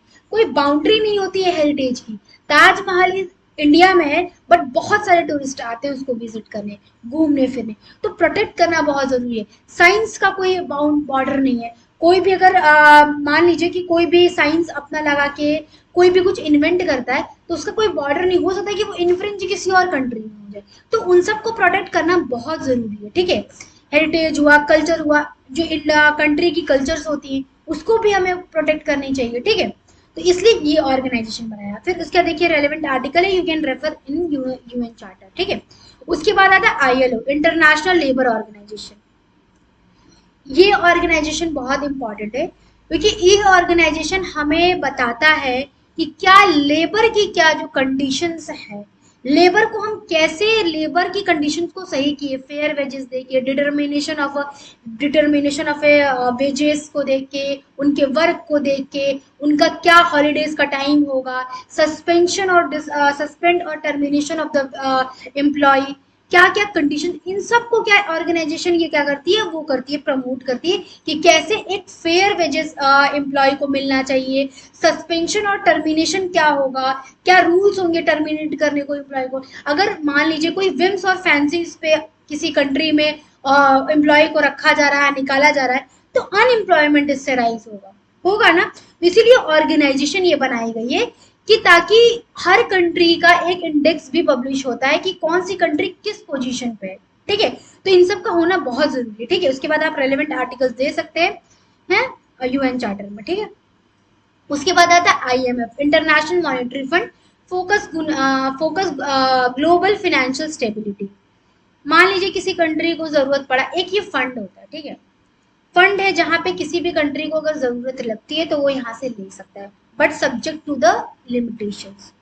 आपको एक वैलिड रीजन होना चाहिए कि आप क्यों ले रहे हो। ऐसा नहीं कि आपको आपको कुछ भी कराना है और आप किसी क्या कहते हैं इंटरनेशनल मॉनेटरी फंड से आप पैसा ले रहे हो, ऐसा नहीं होता है। वैलिड होना चाहिए, क्यों ले रहे हो, किस लिए ले रहे हो, रीजंस भी होते हैं, रीजंस राइटिंग में लिखी जाती है। इंटरनेशनल मॉनेटरी फंड जो होता है, अच्छा लेकिन आपके दिमाग में क्वेश्चन है ये फंड आता कहाँ से, where the fund is originated. जितने भी मेंबर्स होते हैं ना वो फंड देते हैं और उसको जाना जाता है कोटा के नाम से, ठीक है। कोटा कैसे डिसाइड होता है, depending upon the subject matter of the country. Country की क्या सब्जेक्ट मैटर है, जितने स्टेबल्ड कंट्री है, इंडिया हुई, चाइना है, आपको यूएसए है, इनकी स्टेबिलिटी बहुत अच्छी है, ठीक है। तो इनका जो कोटा होगा वो ज्यादा होगा as compare to other one, ठीक है, अदर कंट्री। ये डिपेंड करता है, ऐसा नहीं है कि हम फंड कुछ डिसाइड किया वो फंड सब पे नहीं, सब पे नहीं होता। वो जिसका जो स्टेबिलिटी होगा, जिसकी जितनी कैपेसिटी होगी उसका उस पे डिसाइड है आपका कोटा, और आपको वो देना होता है। बट हाँ, ऐसा नहीं है कि आपके लिए वो फ्री का कोटा है, आप आए और आप लेके चले गए, नहीं। आपको रीजंस भी देने होंगे और आपकी जब स्टेबिलिटी से तो आपको वापस भी करने होंगे, इस पे चार्ज भी लगते हैं या इंटरेस्ट भी लगते हैं इस पे, और कंट्री जो है वापस करेगी उसको पैसे, जहां ये आईएमएफ को वापस करेगी। एक तरह का ये वर्ल्ड बैंक है, इसको वर्ल्ड बैंक भी कहते हैं, इसको वर्ल्ड बैंक भी कहते हैं। समझ में आ रहा है, वापस भी करना होता है, जब आपका सही हो जाए तो आप सब वापस करो और उस पर चार्जेस भी लगते हैं, ठीक है। आप इसका रेलिवेंट आर्टिकल्स देख सकते हैं, ठीक है। ये इस वीडियो में सिक्योरिटी काउंसिल के बारे में, क्या उसकी कंपोजिशन है, कौन उसमें परमानेंट मेंबर है, कौन नहीं है, और इंडिया जो है क्यों परमानेंट मेंबर का पार्ट नहीं है, ठीक है। तो चलिए देखते हैं। बात करें सिक्योरिटी काउंसिल की, तो सिक्योरिटी काउंसिल जो है मेन ऑर्गन है, ये कह सकते हैं कि वो बेस है या फाउंडेशन है यूनाइटेड नेशन का। अगर सिक्योरिटी काउंसिल नहीं होता तो इतने अच्छे से शायद फंक्शन ना कर रहा होता यूनाइटेड नेशंस, जो हमारा एक ऑर्गन है या हमारा एक जो है ऑर्गेनाइजेशन है, ठीक है। तो सिक्योरिटी काउंसिल का पर्पस क्या है, to maintain international peace and security in the world. In the world में शांति पूर्वक और कैसे हम इंटरनेशनली पीस को सिक्योर करें और मेंटेनेंस को मेंटेन करें इस पीस को, ठीक है। तो सिक्योरिटी काउंसिल जो है वाइटल रोल प्ले करता है for the protection of a world, to maintain a international peace and security. तो चलिए देखते हैं कंपोजिशन की। तो 15 मेंबर्स है, उसमें 5 परमानेंट और 5 परमानेंट और 10 नॉन परमानेंट मेंबर्स। जो 5 परमानेंट मेंबर है, France, Russia, United kingdom, United state, these members have veto power, ठीक है। उसके बाद देखिए क्या कहते हैं, चाइना है, फ्रांस है, रशिया है, यूनाइटेड किंगडम, यूनाइटेड स्टेट, ये जो है 5 मेंबर जो है परमानेंट मेंबर है, और 10 जो है नॉन परमानेंट मेंबर है, और जो 5 ही परमानेंट मेंबर है इनके पास क्या है, इनके पास जो है आपको वीटो पावर है। और 10 नॉन परमानेंट मेंबर है जो कि जनरल असेंबली के थ्रू ये इलेक्ट होते हैं, और हर 2 साल में ये अपना चेंज होते हैं, रिप्लेस होते हैं और दूसरे इलेक्ट होते हैं, ठीक है। उसके बाद देखिएगा टर्म ऑफ ऑफिस, देखिए नॉन परमानेंट मेंबर्स के तो इलेक्शन होते हैं 2 इयर्स का इनका टेन्योर होता है, और एवरी ईयर 5 और 10 परमानेंट मेंबर्स आर रिप्लेस्ड, ठीक है। जो 10 नॉन परमानेंट मेंबर हैं वो रिप्लेस्ड होते हैं, ठीक है। और election are held by the general assembly, जो इलेक्शन होते हैं किसके होते हैं, किसके तहत होते हैं, जनरल असेंबली के, कि कौन आपके नॉन परमानेंट मेंबर होंगे, ठीक है। उसके बाद हम देखें वोटिंग प्रोसीजर की। वोटिंग प्रोसीजर क्या है, need a 9 out of 15 votes to pass a क्या कहते हैं, टू पास अ वोट्स, जिसमें से 15 में से हमको 9 वोट्स चाहिए कोई भी प्रोसीजरल मैटर के लिए, ठीक है। तो पहली चीज तो दो टाइप के प्रोसीजर्स होते हैं, वोटिंग प्रोसीजर होते हैं, सब्सटैंटिव और प्रोसीजर, सब्सटैंटिव और प्रोसीजरल, ठीक है। तो सब्सटैंटिव और प्रोसीजर को जानना बहुत जरूरी है। ऐसे आप समझिए कि सब्सटैंटिव लॉ और प्रोसीजरल लॉ क्या होता है। सब्सटैंटिव लॉ क्या बताते हैं, how what are the rights, ठीक है। और प्रोसीजरल लॉ आपका क्या बताया था, how the rights can be availed. Constitution आपको बता रहा है कि आपके पास क्या क्या अधिकार है। अगर आपके अधिकार के साथ वायलेशन होता है तो आपको प्रोसीजरली बताया जाएगा, सीआरपीसी है, कि आप कैसे अपने राइट को वो करवा सकते हो, आप अपने राइट को कैसे, अपने राइट को, आपके जो वायलेशन हुआ है उसको कैसे कोर्ट ऑफ लॉ में जाके अपने राइट का, आपका जो राइट है वायलेशन हुआ उसके अगेंस्ट आप रेमेडी ले सकते हो, ठीक है। तो ये सीआरपीसी बताता है आपको, ठीक है। बहुत सारे प्रोसीजरल लॉ है वो बताते हैं। तो उसी तरह समझिए कि जो जो भी मैटर डिस्कस होते हैं सिक्योरिटी काउंसिल के जो परमानेंट मेंबर हैं, तो सिक्योरिटी काउंसिल के जो मेंबर है परमानेंट मेंबर और नॉन परमानेंट मेंबर, अगर कोई भी मान लीजिए कि सब प्रोसीजर मैटर है, जैसे कि कोई भी एक्शन हमें कैसे लेना है प्रोसीजरली, तो हमको 15 में से 9 वोट चाहिए, ठीक है। अगर सब्सटैंटिव मैटर है कि कौन कौन से मैटर है जिसपे कौन, व्हाट आर द मैटर्स, तो उसमें क्या है कि 9 वोट्स तो चाहिए चाहिए, इंक्लूडिंग 5 परमानेंट मेंबर्स। समझ में आ रहा है। उसमें क्या है, सब्सटैंटिव प्रोसीजरल मैटर्स में क्या है, ठीक है, प्रोसीजरल मैटर। तो वोटिंग समझ में आया, प्रोसीजर और सब्सटैंटिव दो डिफरेंट चीजें। प्रोसीजर में एक एक स्टेप्स की कैसे हम करेंगे, और सब्सटैंटिव में कि क्या क्या जैसे मैटर्स हैं, जैसे कि मान लीजिए पीस को लेके, वॉर को लेके, सेंक्शंस को लेके, वोट्स को लेके, ये सब क्या है, ये सब मैटर है, ठीक है। मान लीजिए कोई डिसीजंस होना है तो पीस को लेके हम क्या करें, पीस को लेके हम बात कर रहे हैं, वॉर को लेके, सेंक्शंस को लेके कि हम किसी कंट्री पे सेंक्शन लगाएंगे, पेनल्टीज लगाएंगे उस कंट्री पे, तो ये सब्सटैंटिव मैटर्स है। लेकिन इस चीज को जैसे कि सेंक्शन हम लगाएंगे कैसे, वो क्या हुआ, प्रोसीजरल मैटर हो गया। तो प्रोसीजरल क्या बताता है, एक एक स्टेप्स बताता है, और सब्सटेंसिव मैटर क्या होता है कि वो बताता है कि व्हाट इज दिस, किस किस चीज पे, जैसे कि पीस के ऊपर, अगर हमको पीस किसी, मान लीजिए कि इंटरनेशनल, मान लीजिए कि 2 कंट्री में लड़ाई हो रही है तो हमको पीस करना है, तो ये क्या हो, सब्सटैंटिव हो गया कि हमको पीस करना है। लेकिन इस पीस को हम लेने के लिए, इस पीस को हम कैसे रिजॉल्व करेंगे, वो प्रोसीजरली हमको बताएगा कि क्या क्या हम प्रोसीजर लेंगे, सैंक्शन लगाएंगे कि मिलिट्री एक्शन भेजेंगे, ये क्या हुआ, प्रोसीजरल हो गया। तो प्रोसीजरल मैटर में अगर मान लीजिए कि सब्सटैंटिव मैटर में क्या कितने वोट चाहिए, कि हमको वॉर सिचुएशन में वॉर सिचुएशन में हमको पीस करना है वहां पे, तो इस मैटर में जो पीस है उसके में कितने वोट्स चाहिए, need a 9 votes including all permanent members, मतलब कि हमको 9 वोट्स तो चाहिए चाहिए, जो 10 परमानेंट मेंबर्स है उन 9 वोट्स तुमको ऐसे भी चाहिए, लेकिन हमको 5 परमानेंट मेंबर भी चाहिए। ऐसा क्यों है कि सब्सटैंटिव मैटर में 5 परमानेंट मेंबर की जरूरी है। 5 परमानेंट अगर मेंबर्स नहीं होंगे तो आपका सब्सटैंटिव से प्रोसीजर जाएगा ही नहीं। देखिए यहाँ पे, देखिए बहुत अच्छा है, बहुत अच्छा रोल है कि सब्सटैंटिव मैटर हमको फाइंड कर दिया कि हमें करना क्या है। सब्सटैंटिव मैटर में अगर परमानेंट मेंबर, जो 5 परमानेंट मेंबर है उनकी अनुमति ही नहीं होगी, तब सब्सटैंटिव मैटर वो बन ही नहीं पाएगा। तो सब्सटैंटिव मैटर में अगर मान लीजिए कि 9 अफर्मेटिव वोट्स नहीं मिले हमको किसी परमानेंट मेंबर से, तो वो प्रोसीजर बन ही नहीं पाएगा, क्योंकि प्रोसीजर बनाने के लिए पहले आप सब्सटेंटिव को तो फाइनल करो, सब्सटेंटिव मेरा है क्या। जैसे कि कोई भी अगर मान लीजिए कि लॉ आता है तो पहले क्या होता है, पहले लोकसभा में जाता है, राज्यसभा में जाता है, फिर प्रेसिडेंट का हमारे पास एजेंट आता है, फिर देन बिल जो होती है वो ट्रांसफर हो जाता है एक्ट में। ये एक प्रोसेस होता है। इसी तरह सब्सटैंटिव और प्रोसीजर का भी है। सब्सटैंटिव हमें मैटर बता रहे हैं कि व्हाट इज दिस, क्या क्या हमें करना चाहिए। सब्सटैंटिव में अगर 9 वोट्स नहीं रहे हमारे परमानेंट मेंबर को, then it's never reach to the procedural.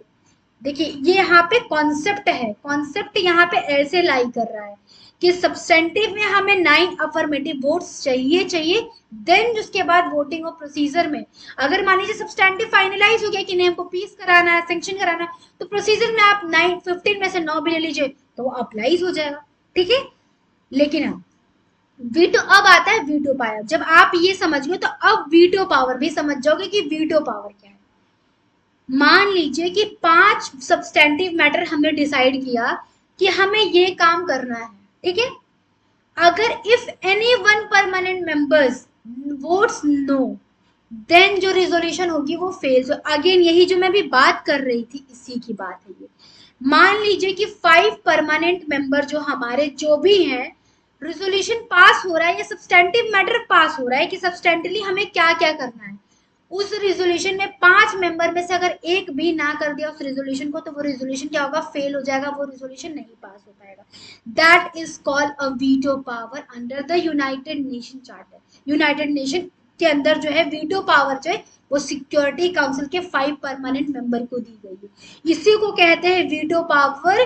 कि कितना वीटो का मतलब ही है वीटो, मतलब एक पावर वीटो कर रहा है, 5 परमानेंट मेंबर में लाइज कर दिया रहा है। समहाउ इसको क्रिटिसाइज भी किया जाता है, बट अगेन पावर है तो पावर है, पावर ही है। इसको आप चाहे क्रिटिसाइज करो, ये 5 परमानेंट मेंबर है तो है। उसके बाद आप अगर रिलेवेंट आर्टिकल्स आपको देखना है तो आप देख सकते हैं, ठीक है। उसके बाद क्या है कि सेक्शन 20 आर्टिकल 24 और 25 वही बात करता है कि सिक्योरिटी काउंसिल का प्राइमरी रिस्पॉन्सिबिलिटी क्या है, to maintain international peace and security, describe voting procedure, P5 must agree the measure of the substantive decision। Substantive उसको डिसीजन को अग्री करेगा 5 मेंबर्स, तभी आपको वो जो प्रोसीजर है वो आगे बढ़ पाएगा, ठीक है। अगर हमारा कॉन्स्टिट्यूशन नहीं होता तो हमारा सीआरपीसी रह के क्या कर देता, आप इससे समझिए कि सब्सटैंटिव तो हमारा कॉन्स्टिट्यूशन है जो हमें राइट देता है कि हम राइट, हमारे पास कौन कौन सी राइट है, तभी तो हम कहते हैं कि हमारा राइट वॉयलेट हो गया, हम जा रहे हैं इस एक्ट के अगर हम कोर्ट ऑफ लॉ में सू कर रहे हैं, तभी तो हम कहते हैं। उसके बाद अगेन वो 25 member state agree, member state agree to accept the carry out the decision of the security council, ठीक है। लेकिन एट लास्ट में बचता है कि इंडिया जो है क्यों अब तक परमानेंट मेंबर नहीं है सिक्योरिटी काउंसिल में। इसके बहुत सारे रीजन है, बहुत सारे रीजन है। पहले तो हिस्ट्री, जिस टाइम पे ये ऑर्गेनाइजेशन बना था उतने हम सब्सटैंशियली अच्छे नहीं थे, उतने हम ब्रिटिश कंट्रोल के अंदर आते थे, ब्रिटिश रूल हमारे पे करते थे उस टाइम पे। तो उस टाइम सिचुएशंस ऐसी नहीं थी कि हमको परमानेंट मेंबर में रखा जाए, ठीक है। उसके बाद जो वीटो पावर लाइज कर रही है वो मेन रीजन है कि आज हम यूनाइटेड मतलब कि परमानेंट मेंबर में नहीं है। अब मैं आपको समझाती हूँ कैसे। मैंने बताया कि परमानेंट वीटो पावर क्या होता है, कि वीटो पावर वो है कि 5 परमानेंट मेंबर है, अगर एक ने भी ना कहा तो आप जो रिजोल्यूशन फेल हो गया। मान लीजिए कि हम रिजोल्यूशन रखें, कोई भी रखा कि इंडिया को परमानेंट मेंबर पे रहना चाहिए, ठीक है।